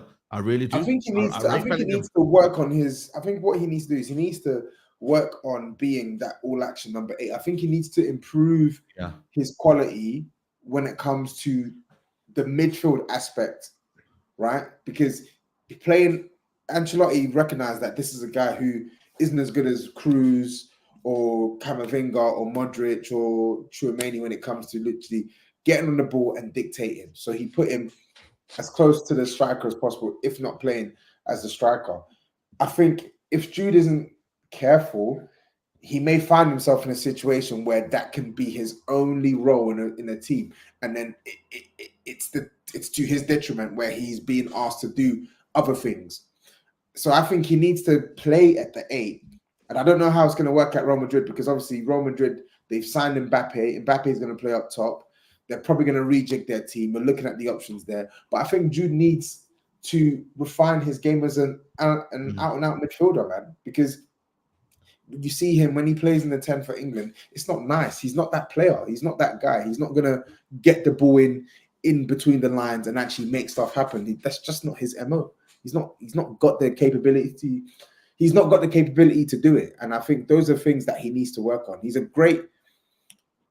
got good technical quality in some aspects. He's a decent ball carrier. Like, he can combine well with players and he can score, but he needs to do those other roles of a midfielder better. He does. Man, I'm saying he can play in the 10. He can't play in the 10. You cannot play in the 10 for England. Sorry. No, not for England. No, not for The England. 4-2-3-1, Jude Bellingham absolutely cannot play as a 10. Yeah, I agree. Because he just doesn't have the quality. 4-3-3 for him. Especially with this 4-3-3. manager as well, which is not, you know what I mean? That's for me anyway. That's his build. He just needs to look at some Gundogan highlights, man. Just watch Gundogan. There we go. Here we go. Sake, There we man. Let go. me get a drink. Yeah, man. Just watch a bit of Gundo. Man. Gundogan will be the death of him. Gundo goal, man. Mr. Whippy. You have a good tournament, though. Fair play. Oh, he is. He is. He's a great player. You're on mute, Turkish. He's Yeah, brilliant, He's man. just reading out super chats to himself. Yeah, I was just reading them out. I thought I was flowing.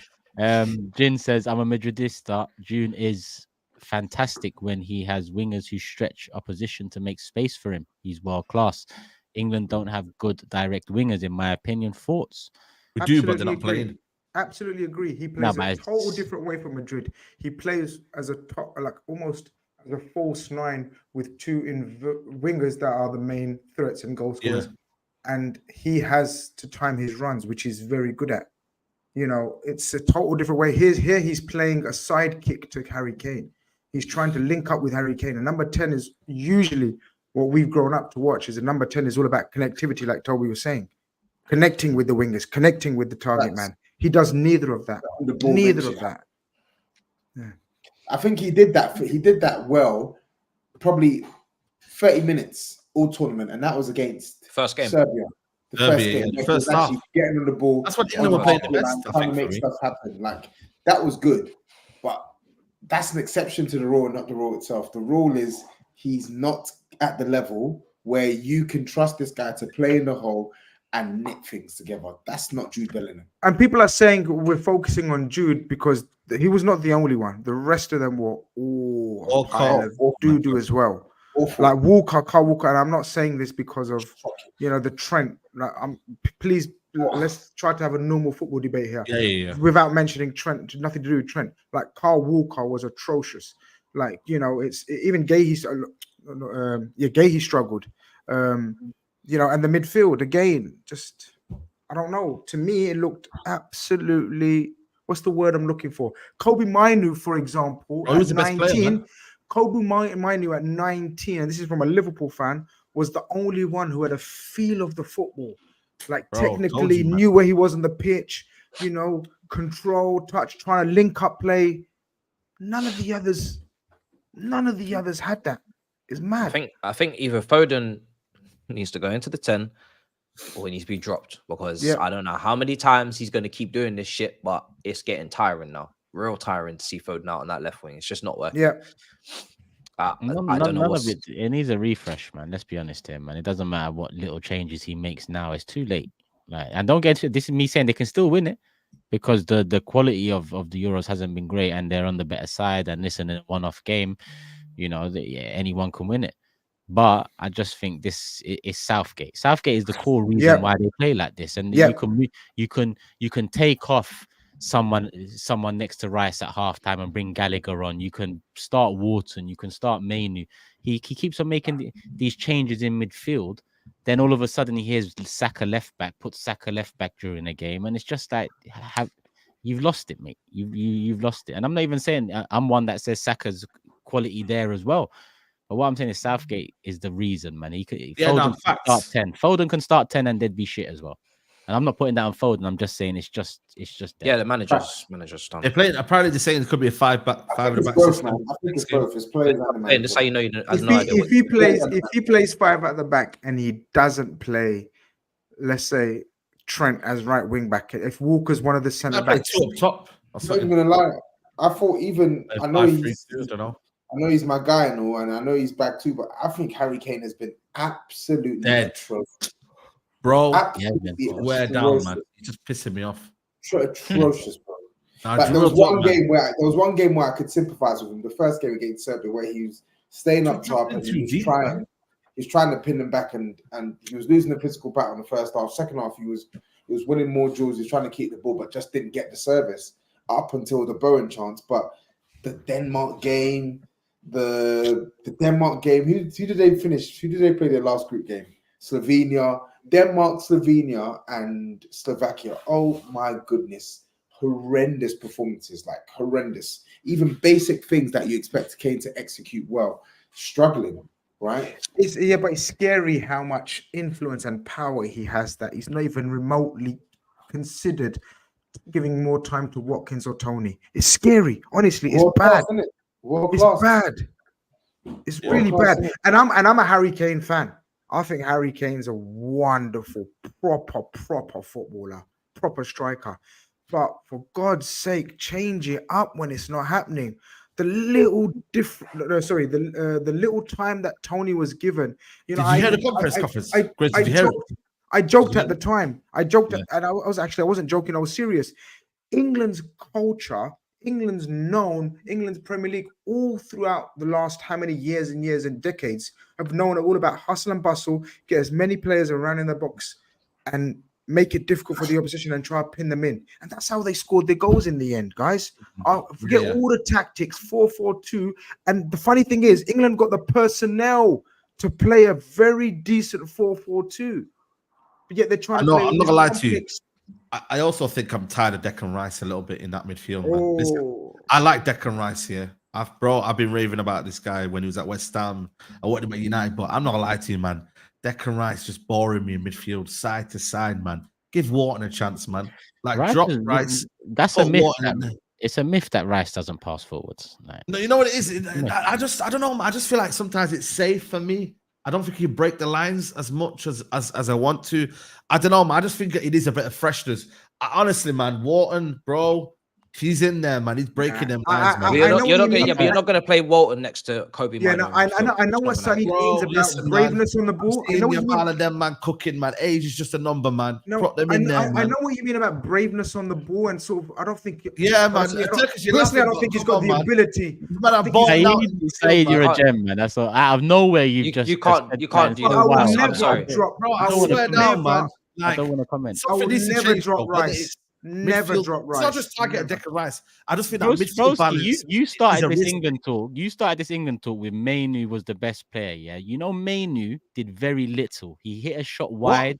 He broke lines. Are you kidding me? No. We're talking about in comparison to a dead England team. He was better than a dead England team. Bro, he was the best player in that. He put Declan Rice to shame.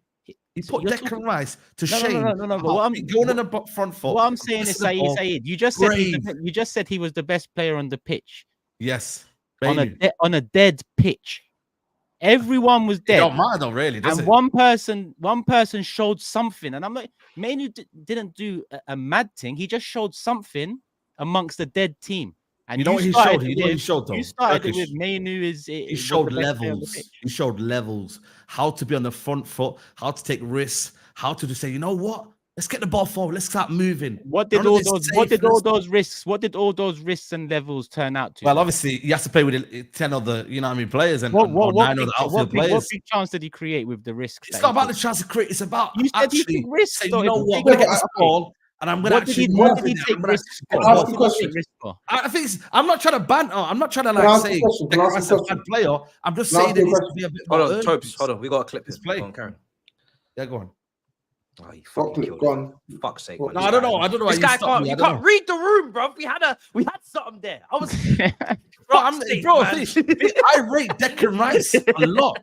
If you go watch my interviews outside Old Trafford, when he was 18, he came to West Ham. I said, "Yo, go inside this guy." I rate him, but I'm just saying, bro. I need to be more. SAEED, my point is, how can you so easily say?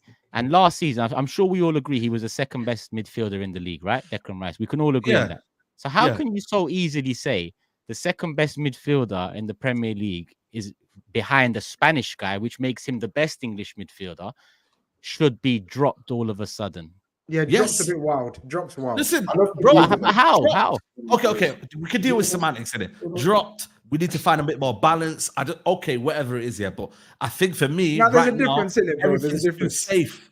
Everything's too safe. Declan Rice is too safe. I don't think you can't say bring in Rice. Has he had a great tournament? Yes or no? Hold on. Rice had a good tournament. He's been had a good tournament. Yeah, I just want to add. If it was any other club, hold on a minute. This is the problem with England. We're just playing players because of their name. Go and watch every other team that's actually playing well and playing. No. Okay, hold on. Find the balance. That's all I'm saying. I just want to just link it all together. Yeah. La Liga Player of the Year, one of the maybe potential Bundesliga top players of the year, Premier League Player of the Year. Rice had an incredible season. And every single one of them are playing poorly, and we haven't found the real constant. So my thing is how far are we going to go with each individual before we just come to the conclusion that actually there's one clear criminal? But we know that. Okay, so that's what I'm analyze players. I hear we have to analyze it. SAEED is right. You have to look at player performances, and he's right. Declan Rice has not had a good tournament. In fact, I think Declan Rice has been underwhelming. He's not been good. Yeah, that's what I'm saying. However, in that Slovakia game, I don't think you can come out of that game and say Declan Rice wasn't taking risks. Kobe Mainoo tried. Of course, he tried to take risks, but so did Declan Rice in the second half. In the second half, Declan Rice and Mainoo were the ones that were actually trying to push England forward, trying to get on the ball, make stuff happen. Drive with the ball, pass the ball, try and force a situation out of nothing. So I actually think the Slovakia performance in the second half was probably the best I've seen Declan Rice all tournament, genuinely. So I don't think you can. I get your point in general, but if we're talking about Slovakia, if we're talking about Slovakia specifically, that's not a game where I can look at it and say, yeah, Declan Rice was holding back England. I don't agree. I think I obviously I agree with Matisse. Absolutely, the constant in all of this, is Gareth Southgate. We know that, right? He's literally doing exactly what Twitter says every week. What Twitter says, he changes his team accordingly, right, to whatever everyone, the media and the public are saying. But we have to analyze the players, and I don't want to go harsh on those players because every single one of those players is a wonderful player. I genuinely think, guys, they're knackered.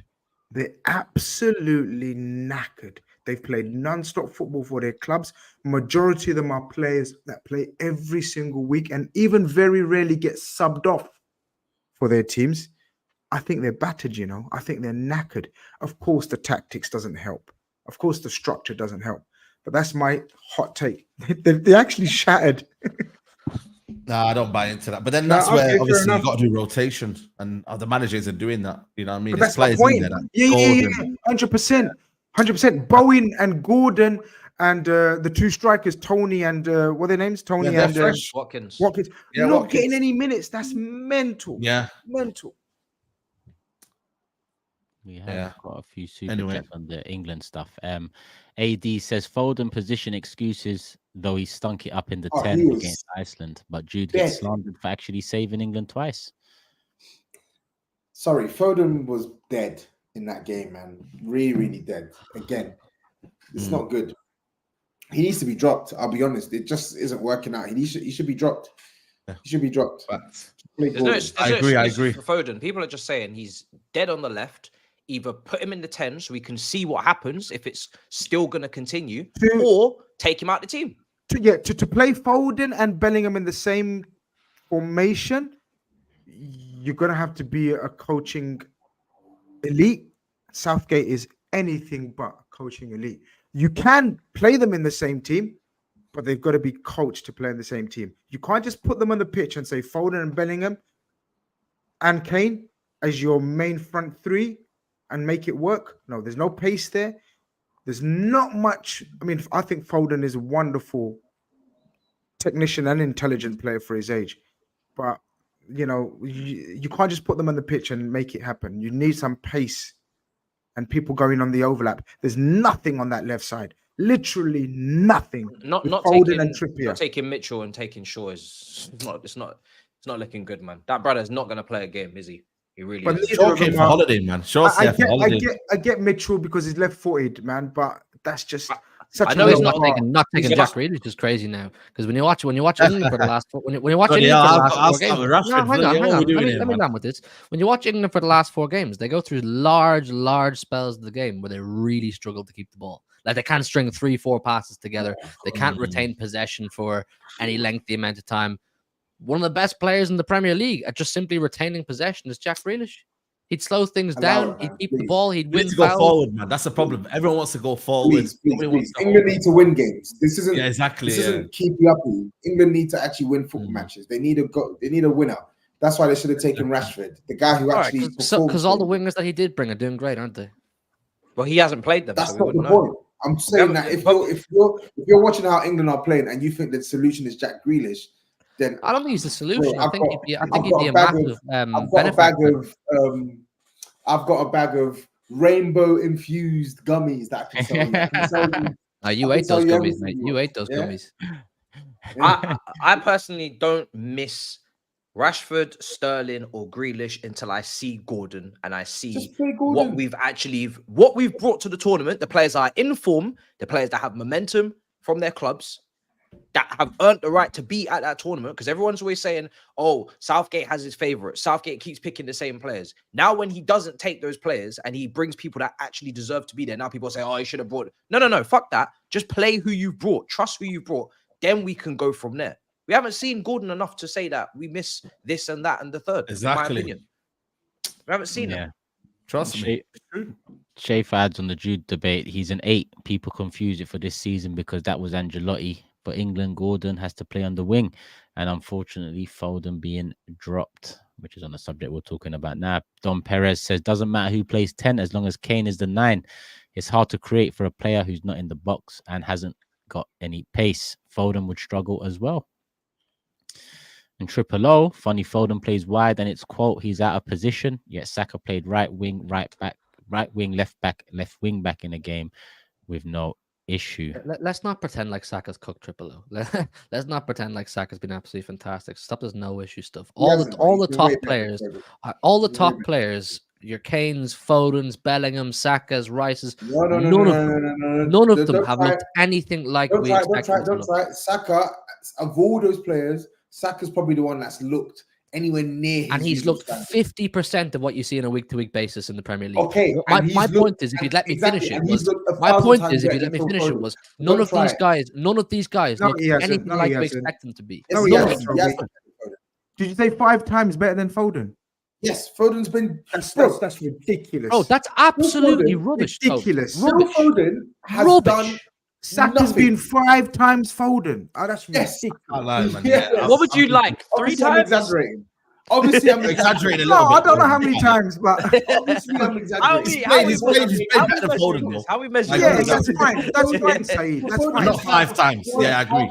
Not 5 times. About 3 decent 40 odd minutes in 4 matches. That's just Foden hating, man. Whatever, man. That's not hating. He's had That is hating. That's blatant Foden hating. How's that hating? Give me Because the you're games saying. Bro, Tobes, that's absolute nonsense, mate. Give me the no. Okay, if it's nonsense, give me the games. Phil Foden's played well in this tournament. Okay, we're not saying that. If you let me talk Yeah, without, so I said to you, I'm about to tell you, mate. I'm about to tell you. You're still talking. No, I'm talking to Grizz. But you just said to me, give me. I'm about to give you, and then you go, I'm talking to Grizz. No. I said I was exaggerating with the 5 times, but obviously. Oh, Foden's you just not told me. good. You just told me to give you an example of when Foden was looking good on the pitch, didn't you? No, I said give me a game. Give me one good game he's had for England. I can't remember. No one can. We can't tell you. No. Oh, in this tournament. Yes, this tournament. I agree. But you're I'll trying. tell you Why when do you do Foden these played well. ones? I'll tell you Why when do you Foden- move goalposts and think you've done something? I don't move goalposts. Sorry, I'll shut up. Damn right. Sorry. Yeah, who are you going? Look what he said, guys. Look what he said. From what he said, he turned. He's into gonna take his final mic line. and dash it into his camera. I'm this Toby guy, man. Honest to God. I can't wait for LA, man. You better not sit me beside him on that plane to New York. No, you got to break put him his next, jaw. put I will them break next his to each jaw. other. He's And let's get. Yeah, let's Grealish ask debate. Grealish debate. You must Bobby and Huey must. I will be there. Or You need whatever to Bobby and put Huey them must sit next to each other. We'll be Put them regretting next to each it. other and put a picture of Grealish on the TV on the back seat. Done. Finished. Done. Leave it there. No. Put them next to each other and put undercover mics. We need to listen to the whole conversation. Yeah, for real. Put me next to him. I'm gonna force him to spend 11 hours watching Grealish highlights. Best moments. I promise you, I'll be watching TV shows. I got better things to do. I'd rather watch. Please. We I know do, the I TV do. shows that you watch. Please, brother, please. Trust me. I have better things to do than be watching comps of Jack Grealish passing the ball to Ake for 11 hours. For 11 hours.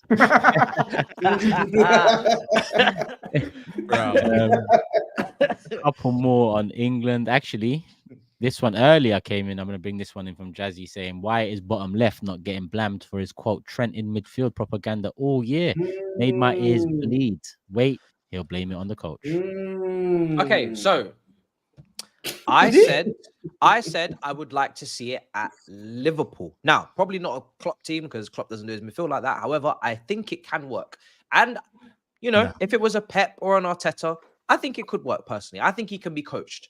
However, Southgate, England, when it's not been done before, no, it cannot work. And if you go and look at the team that I wanted, I've said it on Talker Social, when I've said it on my community post, I have Trent at right back. It was England fans that were telling me, no, we need to play Kyle Walker. Kyle Walker's needed for Mbappe. Kyle Walker's had a really good season. No, he hasn't. Kyle Walker. I was saying Trent should be playing right back and inverting into midfield with Gomez at left back going into a back three. People said, oh, it's too much tactical. We don't want to hear all that. Okay, cool. Well, then shut the fuck up then. And don't ask me for context and nuance when I've given it already on multiple platforms, multiple times. I have kept my back four so consistent with this England team, and people are trying to tarnish my name with this old Liverpool propaganda. I will not stand for it. I will not sit for it. I will not allow it. I'm not having it. Having it, Jazzy Jeff, yeah? Jizzy Jeff, whatever the fucking name is. No, England talk is the most. Jizzy Jeff, You said enough.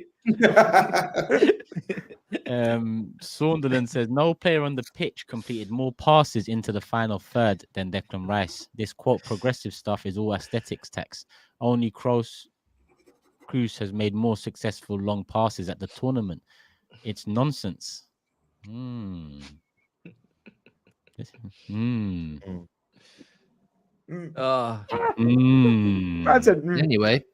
what's this about? I just want to see what it's. Does anyone have anything to say?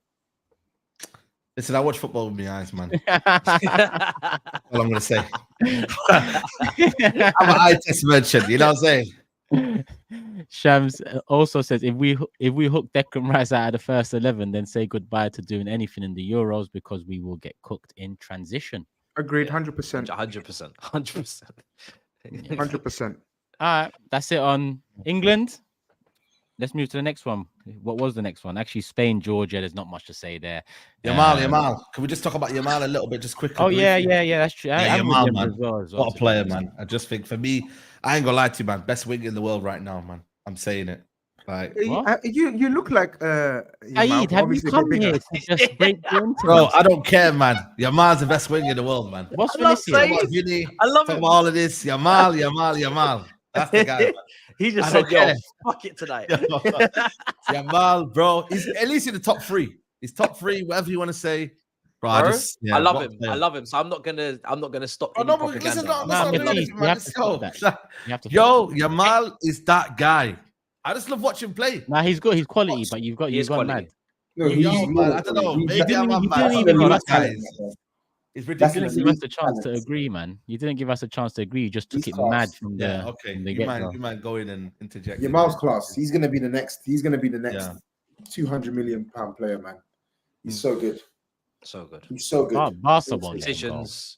He's so good. Well, if Barca are too broke, then who Like- knows? But his decision making, his dribbling, his speed, He's passing, everything, man. It's just he's so good. He's so good. Like genuinely, I can't. Their speak highly control of of the this guy. football, these guys, right? His control of the football is so ridiculous. Like Yeah. you can give it to him in the tightest of positions, like big centre halves next to him, fullbacks, powerful people trying to bully him, push him, and you could whiz the ball into his feet, or sometimes not even into his feet, like it could be a hip level or whatever. Mm. And the level of touch and control is just nothing like anyone else's. It's mad. I'm praying to God that the football gods do not let this guy's career yes. go pear-shaped. Like I'm praying to God that the football gods can, or the football god, sorry, because I don't believe in gods, it's one God. The football god, yeah, I'm praying that God gives this guy longevity in his career, because the talents that he's displaying at this age Inshallah, man. is insane.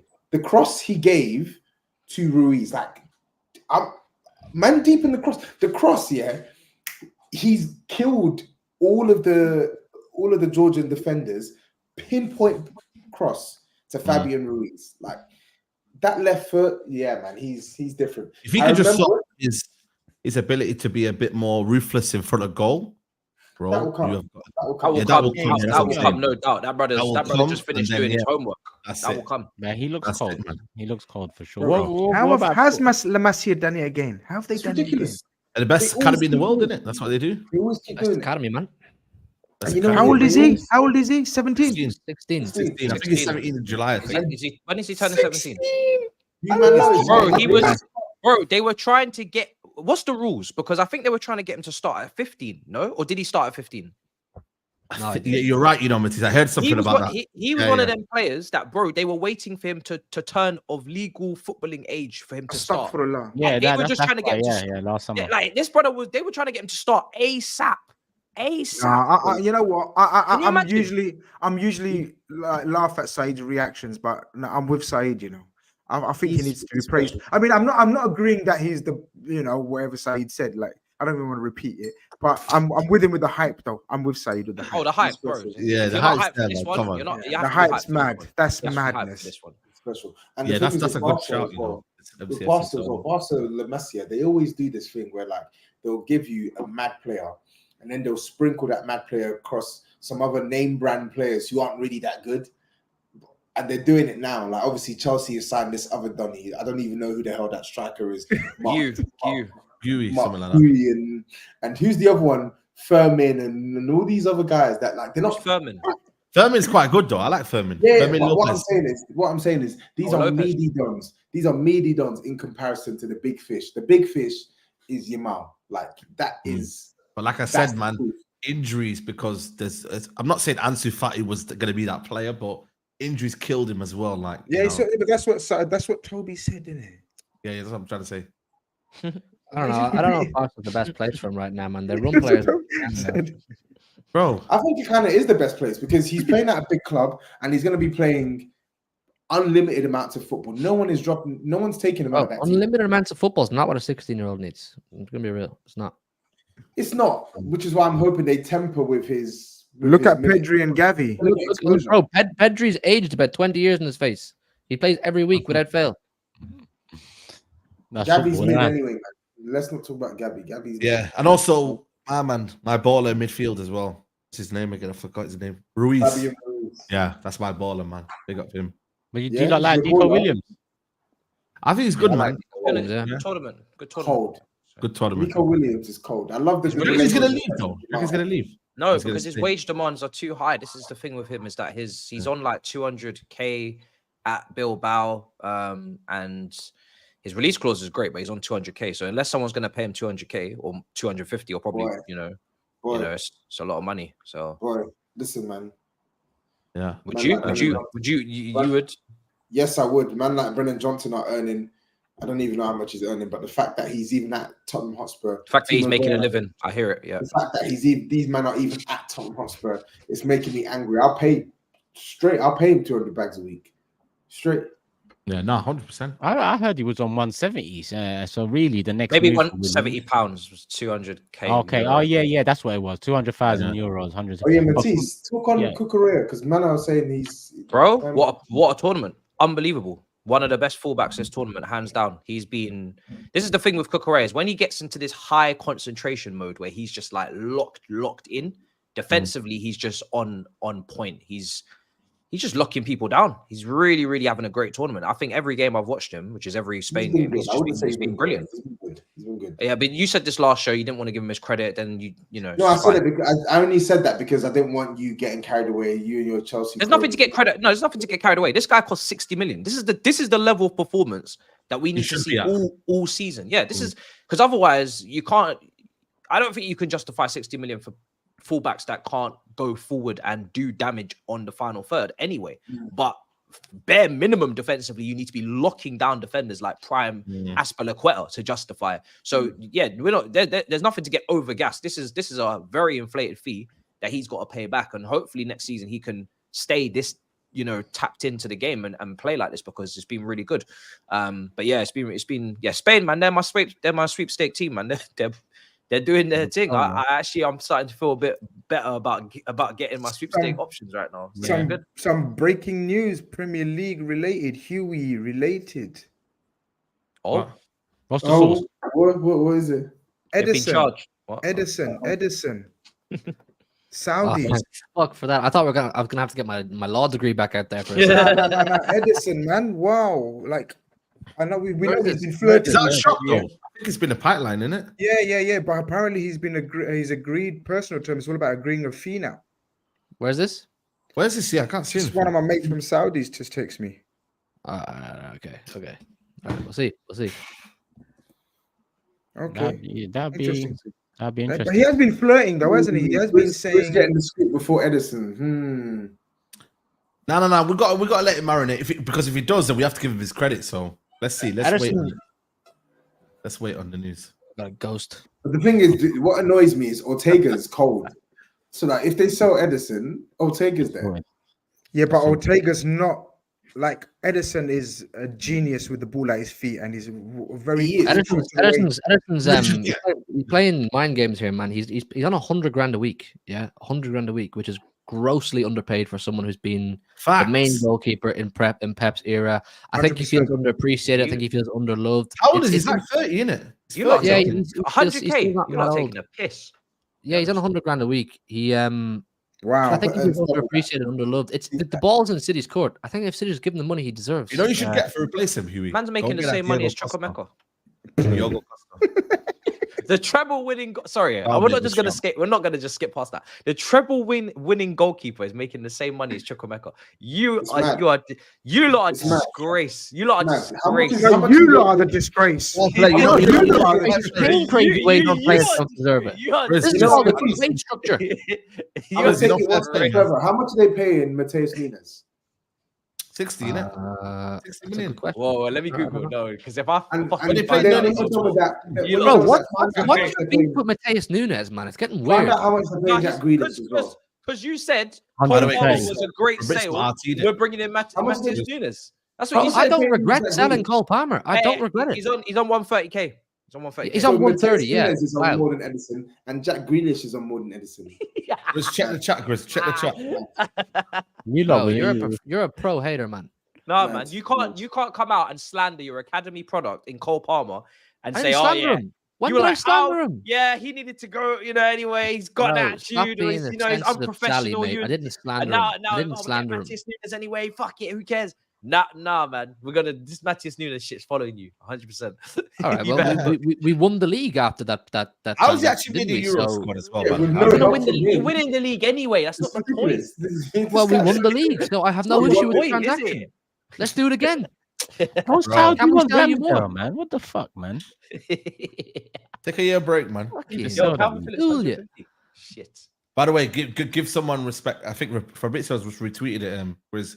That's what I was trying to say to you. So What's he retweeting? maybe I'm there's some trying to look. truth in it. He retweeted his old tweet in May regarding Yeah. Ederson might leave in the So maybe summer. it's true, man. So fair play, Grizz.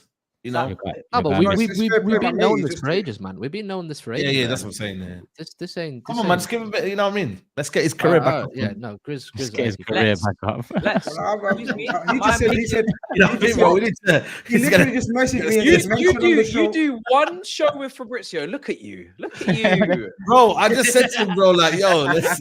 I wasn't even talking about it for Fabrizio. I said, bro, we need to. You know, Saeed has stocks in Here We Go company. I hear it. nah, not really, man. I just believe, man. I just Right, let's keep it moving because of time. We're 10 minutes to Yo, 2 yeah, hours coming up anyway. I'm gonna skip past France, Belgium because bro, skip, bro. Well, I true. Thank you. I mean They are. Portugal, Slovenia, Sesko had a chance. Ronaldo missed the skip. pen. Tears. We can skip. Sesko is shit as well, by the way. Sesko is shit. No, he's not. Saeed's Yo. fit tonight, you know. Nah, But- today, well, I'm He's nah, on man. it. Sesko He's is on shit. it. Brother, he put me through that fluffy shit game, yeah, and he had a chance to win that, bro. Yeah, he is shit, man. No one ever rate that guy again. So What Portugal. performance from Costa, by the way? Costa, unbelievable. Yeah. Oh, yeah, Ridiculous. that's true. Unbelievable. Worth a mention. Worth Yeah, a yeah. Let's mention. get to the main event, man. Yeah. Well, pre-main event. Cody Gakpo, Netherlands 3, Oi. Romania 0. He's been shining, Grizz. He's been shining. He's been playing that left. I think I've mentioned it on the show. I think you guys have heard me say that coming off the left with no backlift, there's no cleaner striker of the ball. I've been saying about his technique. I've been telling you lot, and he's been shining. That technique is, I'm not joking, it's cash money, you know. When he comes in off that left, bang. He scored so many goals like that. Do you remember the one he scored against United to start off the Liverpool? You know, when he scored, when he could Yeah, bang. 7-0, yeah. But that's cash money, Cody Gakpo, man. Why does he get played elsewhere then? Is Why- it why is he out? Coutinho levels of cash money? Oh God. Oh, Yeah. Coutinho was You know, I'm another playing in level. about 5 different positions. Like when it's centre forward, when it's left 8, when it's like, you know. But look, different coaches have different perceptions of what they want to evolve their players into. And Klopp has got a very good record. Let's not shit on Klopp's record of turning players and moving their positions like Gini, Bobby Firmino, so many. But I don't know if Gakpo can do it in the Premier League off that left. Only time will tell where Slot thinks he can play him. So yeah, but he's been fantastic for Holland. And let's be real. Holland's attack is a bit. Do you know what I mean? I know Marlon ended up scoring 2 goals. You know what I mean? I don't know what you guys think. Depay hasn't really. Yeah, Do you know what I mean? Depay and Marlon. It's their defense for me that's doing a decent job. You know what I mean? Ake, Ifrai. Reinders has been good. Reinders, bro, he's a baller. Yes, sir. Yes, sir. Underrated. Not enough people talking about him, man. Definitely. Is he set in stone at AC Milan? Is he like one of their key players? Yeah. He's been playing well for them as well. But yeah, Holland. I don't know if they've got it enough to go all the way though. Well, who's we'll going to see stop them?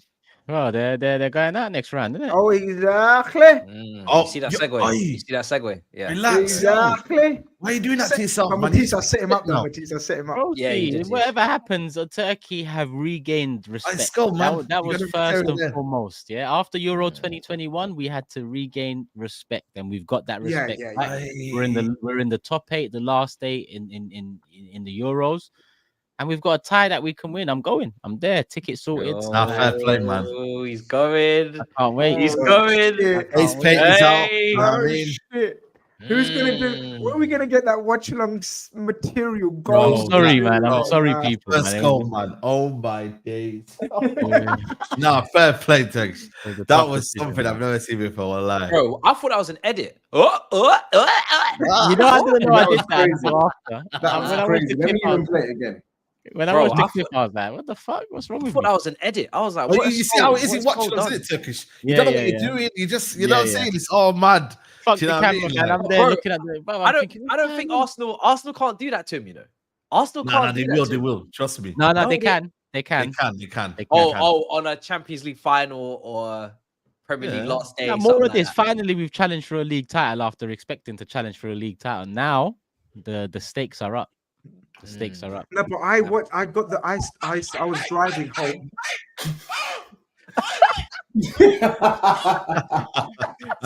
I didn't know how many people said I showed Turkey. No, your face when you did this, Bro, I've never heard these noises before. I didn't even know his voice could get like that. And that's why I thought it was a you know that's gonna be played now every time, bro.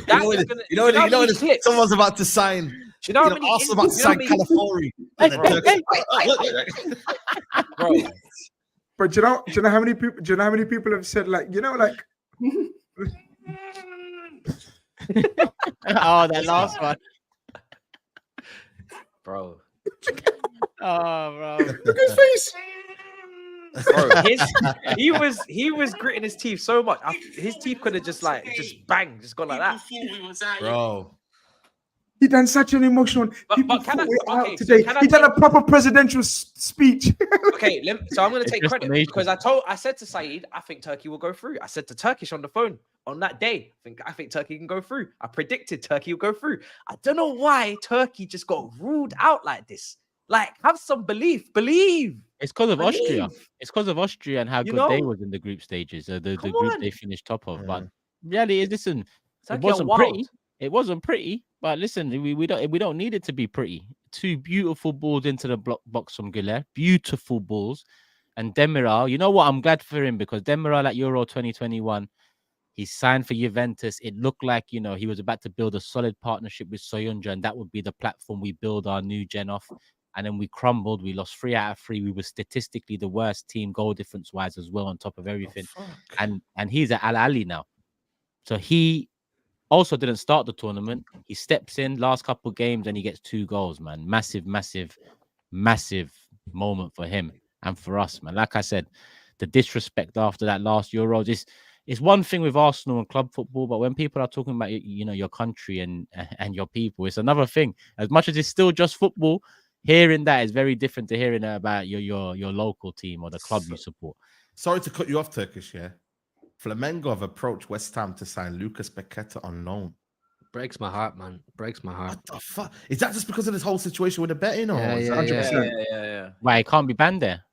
Yeah. 100%. 100%. What a that is mad. waste. That's a waste. What I would have done to have got him this summer. Wow. Wow. What a player, man. What a player. That's weird, yeah. It's sad, man. It's sad. City would have been ridiculous.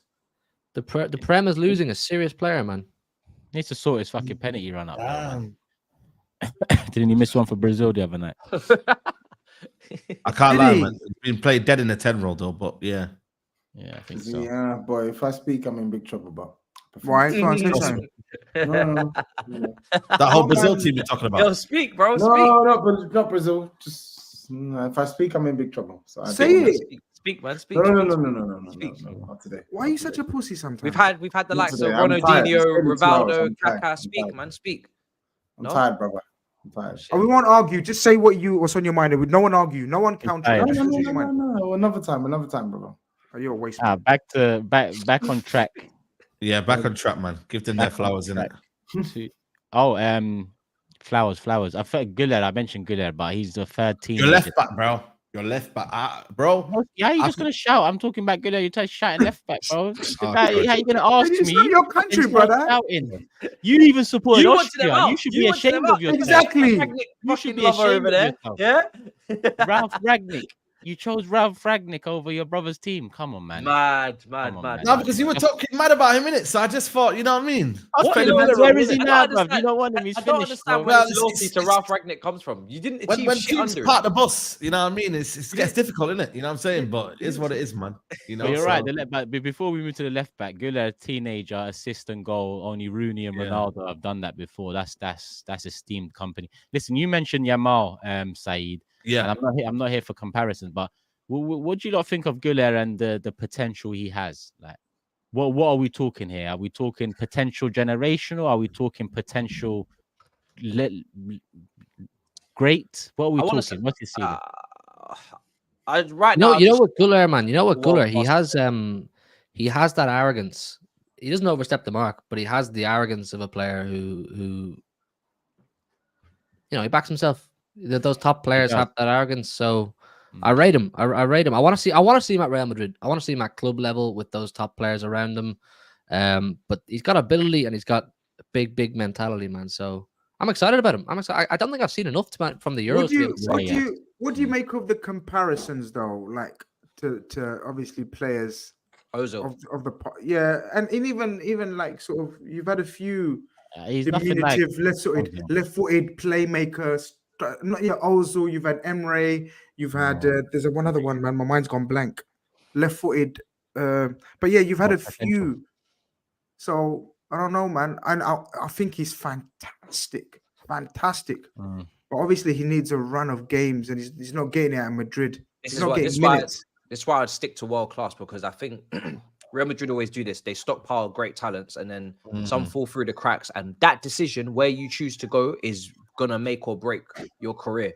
Because we've seen loads of like top talents before make the wrong career move. Pogba, who in my opinion, I said it on my own channel, I think Pogba could have become one of the best midfielders of all time. I think he could have easily sat at that table with the talent he had. He is a generational talent, Pogba, but wrong choice. So because I really do believe Güller's probably gonna have to move on from Madrid at some point. I agree. That's where that transfer, where he goes, that's very important. What would you say is the club he goes to would suit him the most? Do you know what, man? I think Arsenal. Just because Ozil went there?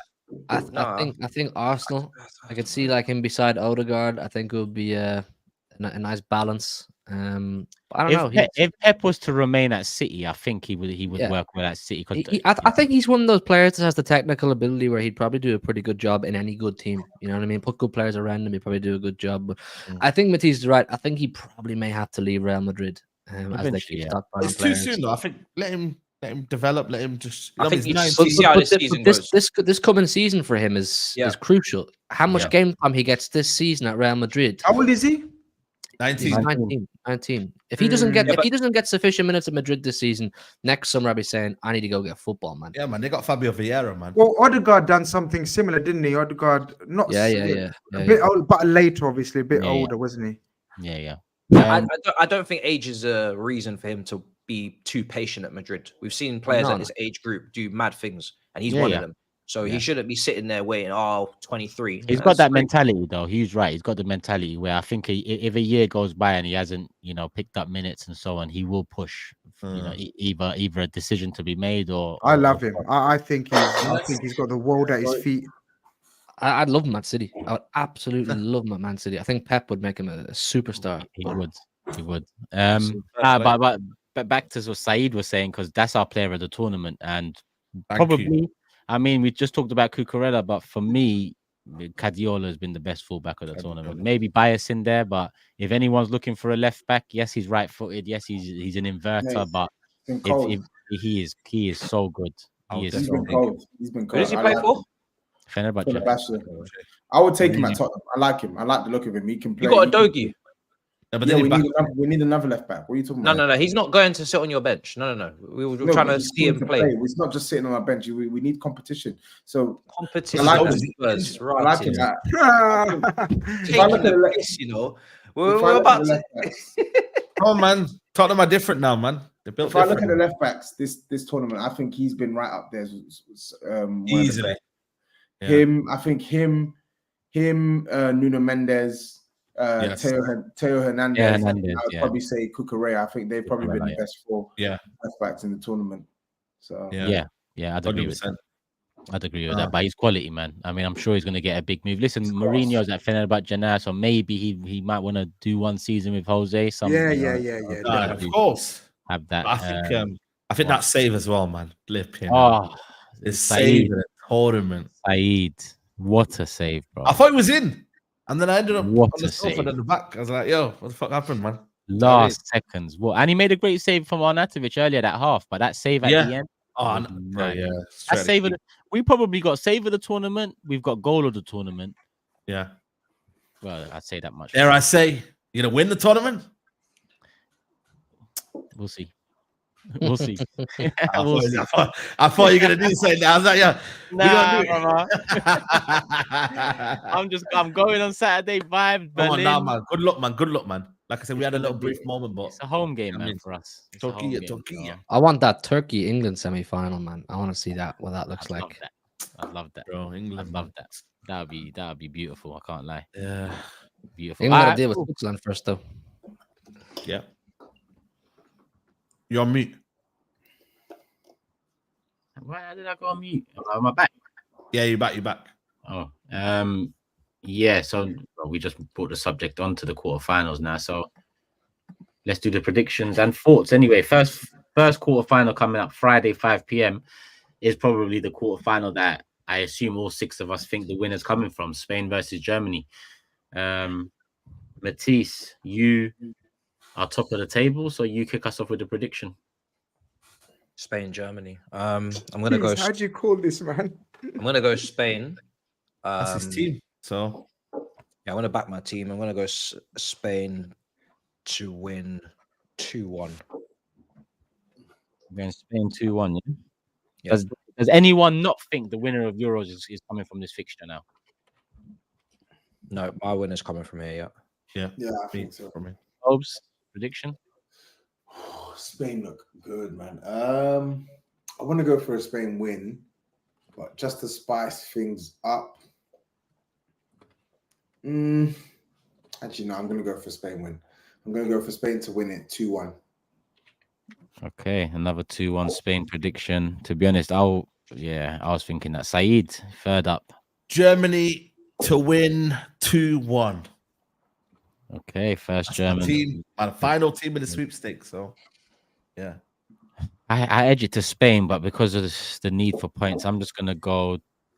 Oh, Spain's defense though, but Musiala. I'm gonna go 1-1. 1-1 in 90.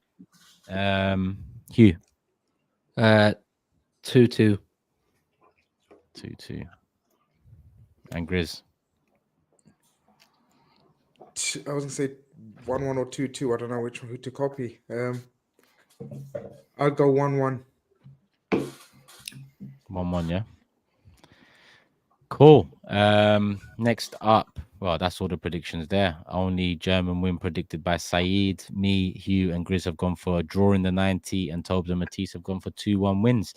For Spain. Next up, Portugal, France. Matisse. It's gonna be smelly, man. This is these two teams, man. Damn, this might not be very exciting. I can smell 0-0 or something.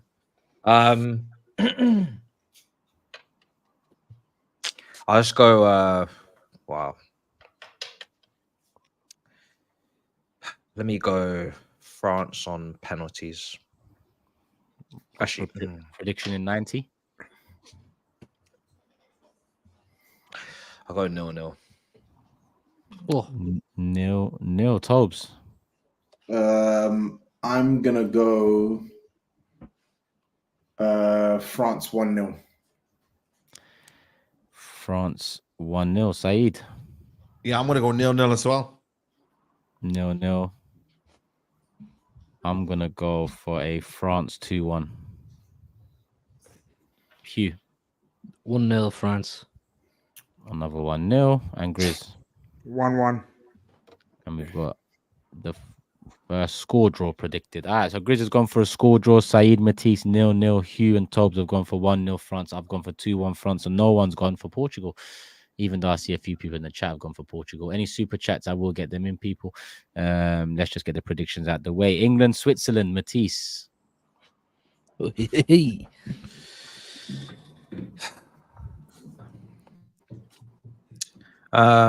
Initially, I had England to go past this point and lose in the semi-final, but I'm going to go Switzerland.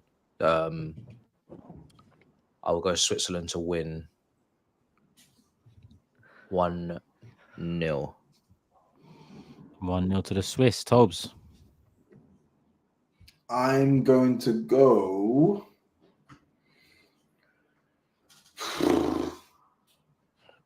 I'm going to go 2-1 England.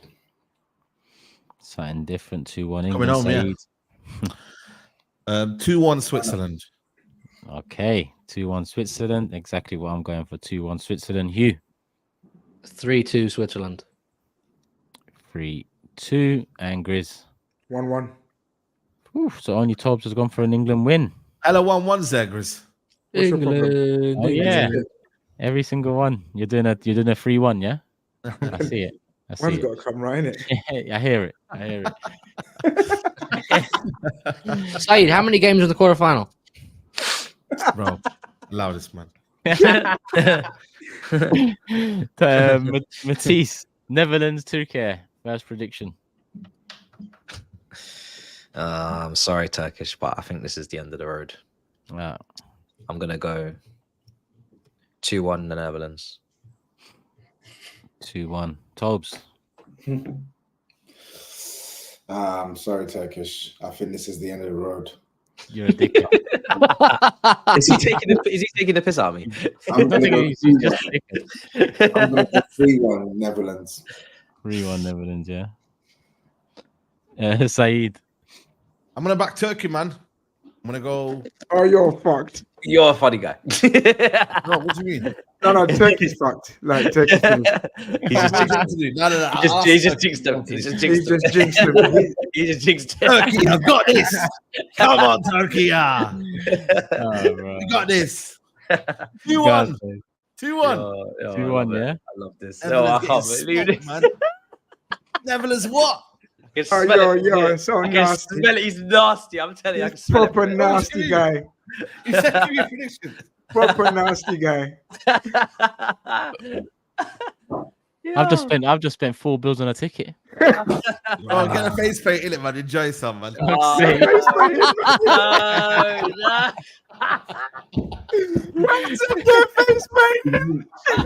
are you stealing my joke? Man got his face painted like he was at Disneyland. Why are you stealing my joke? What, bruv, do you think you could ever follow your country and play? Bruv, don't ever talk. Yes, I could. Yes, I could. Where? Yes, I could. Where? What do you mean where? Where? In what competition? Don't worry about that. All right, cool. And Somalia, please do not make me get onto Somalia right now. Yeah, don't make me do it. One day. What sport do you? What sport do you do? Are you gonna wear a turkey bra when you're in What was Matisse saying earlier on the Hello Fresh ad? You told him something about breasts, bro. What are you two talking about? I said it, bro. I said it, bro. Breasts, chests, and big biceps. That's what it's less than Nigeria, man, in the qualifiers. So it's all right, man. Bro, I'm just saying, man. If a man can get his face painted, we're not far Nigeria. Wow. Don't worry. This time I'm painting my whole face red with the moon and star all over it. This time, fuck it. That's what I'm doing this time. Yeah. That's what I'm doing this time. Go for it, man. Where are we anyway? No, it's my prediction. Yeah. SAEED, what did you say? I said 2-1 Turkey. 2-1 Turkey. Hugh, was your cap always like that? It feels like we got an American on stream. Yeah, man. Get ready for LA, man. Come on. I'm going 3-2. Wait, you don't rate it, though? No, I actually do. Fuck it, roll with it, man. Oh, West Side. Yo. Don't do it, Grizz. I'll be giving some advice on that one.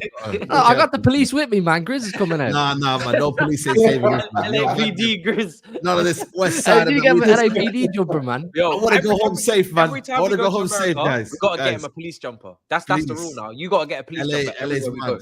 Everywhere we go, you got to get a police jumper. It's not. How's someone in the chat saying Nigeria is better than Turkey, brother? You man are behind Benin and Lesotho. Yeah, we're in the last 8 in Europe, and you're behind Benin and Lesotho. Ignore them. Don't worry about it.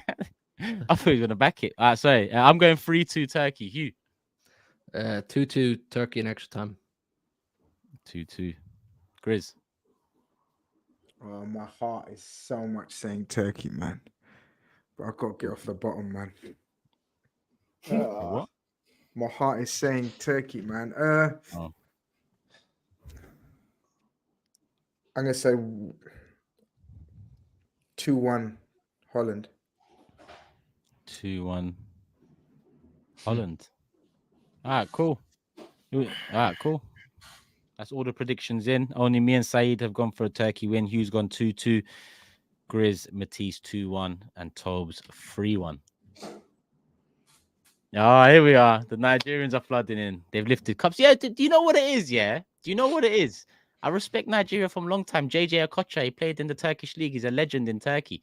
But when you're friends with people like Tobes, you get caught under the crossfire sometimes. So it is what it is. I'm back in Turkey. What are you talking about? Olympics, but yeah, you're back in Turkey by force because you've had to. Do you know how many times you've wished not by down for this tournament? It is by force. When you won your first game, I was backing it, bro. Didn't you say Austria are gonna crash it on us? Did you back us? Is that backing us? When did I say that? Did I say that? Now, big up Nigeria though. The Olympics was 6 though. I can't lie. RAK says talk about Copa America and how Panama finished above USA. Also Brazil very stinky. Yeah, USA what bottom of their group I think. They finished. It's mad. It's mad. But to be honest, I'm not following it like I should. Or should have. And the person that is SAEED, he's all of a sudden. I'm not gonna lie. There was US Twitter accounts that we had when Pulisic was at Chelsea. They can hold that. I'll be honest. They can definitely hold that, man. Some jarring accounts. Yeah, man. They think all their shit is the best since sliced bread. I've never seen this national team do something serious. I'm still waiting. Have to hold. Must hold. Big up Daniel as well. Says really hoping Turkey go as far as possible. The save by Met was crazy. Saeed's reaction to the save was jokes, and the watch-alongs are great. I'm gonna miss the watch-along. I can't lie, but I have to go do what I have to do, people. I have to go and see if we can, not make history. We've made semi-finals before, but yeah, it's all mad. We hope, we pray, people. No watch-along from me, but I'm sure Matisse will be doing a watch-along for it. SAEED as well, so show the man them some love. I'm not sure where SAEED is now. All the predictions are in, so I don't really need them. Big up Ian, I see you, my bro. I have booked my flights now. I did sort something out, a name change because someone cancelled, so it was a lot cheaper. But big up for the help, though. And listen, we'll keep in contact anyway. Last one, Regine just got it in saying, random thought. I mostly watch European football, but I'm watching both Copa and Euros stinks in comparison. So much action. Yeah, South American football has always had that like action-packed, lively, exciting football.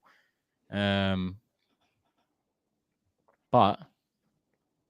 not so much the national teams anymore. When I look at Brazil, I think they've lost a bit of what their country and league and domestic league still retains. But overall, I think if I was to compare the two, South America against Europe, who's got more World Cups in history, South America or Europe? I think South America. Brazil have done a cleanup. Yeah, South Brazil, America. Uruguay won a couple of the first. South Argentina, South America. Argentina. I think South America, yeah. Must be South America. But then in Europe would have England have won, Germany, France, Italy, Spain. That's probably it. Actually, back in the day, didn't USSR win anything or West Germany, East Germany? They were all classed as Germany, but I don't know. Did Yugoslavia win something back in the day?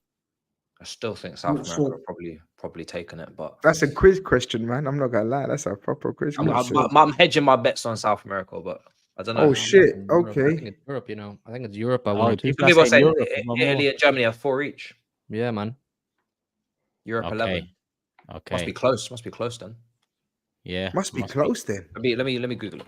No, it must be Europe. People are saying South America. No one knows really. South America 10, Abdul said, and he says Europe 11. There you go. So Wow. There you go. Okay, fair enough. That's close. Okay. We'll take his word for it. People, on that note, still 3.8k here. Hit the likes because that has been fixed. It wasn't you, it was YouTube. But make sure you hit the like button on the way out. Make sure you're subscribed. Show some love to the individual channels in the description below. And we'll be back after the quarterfinals ends, which should be Sunday that we're back.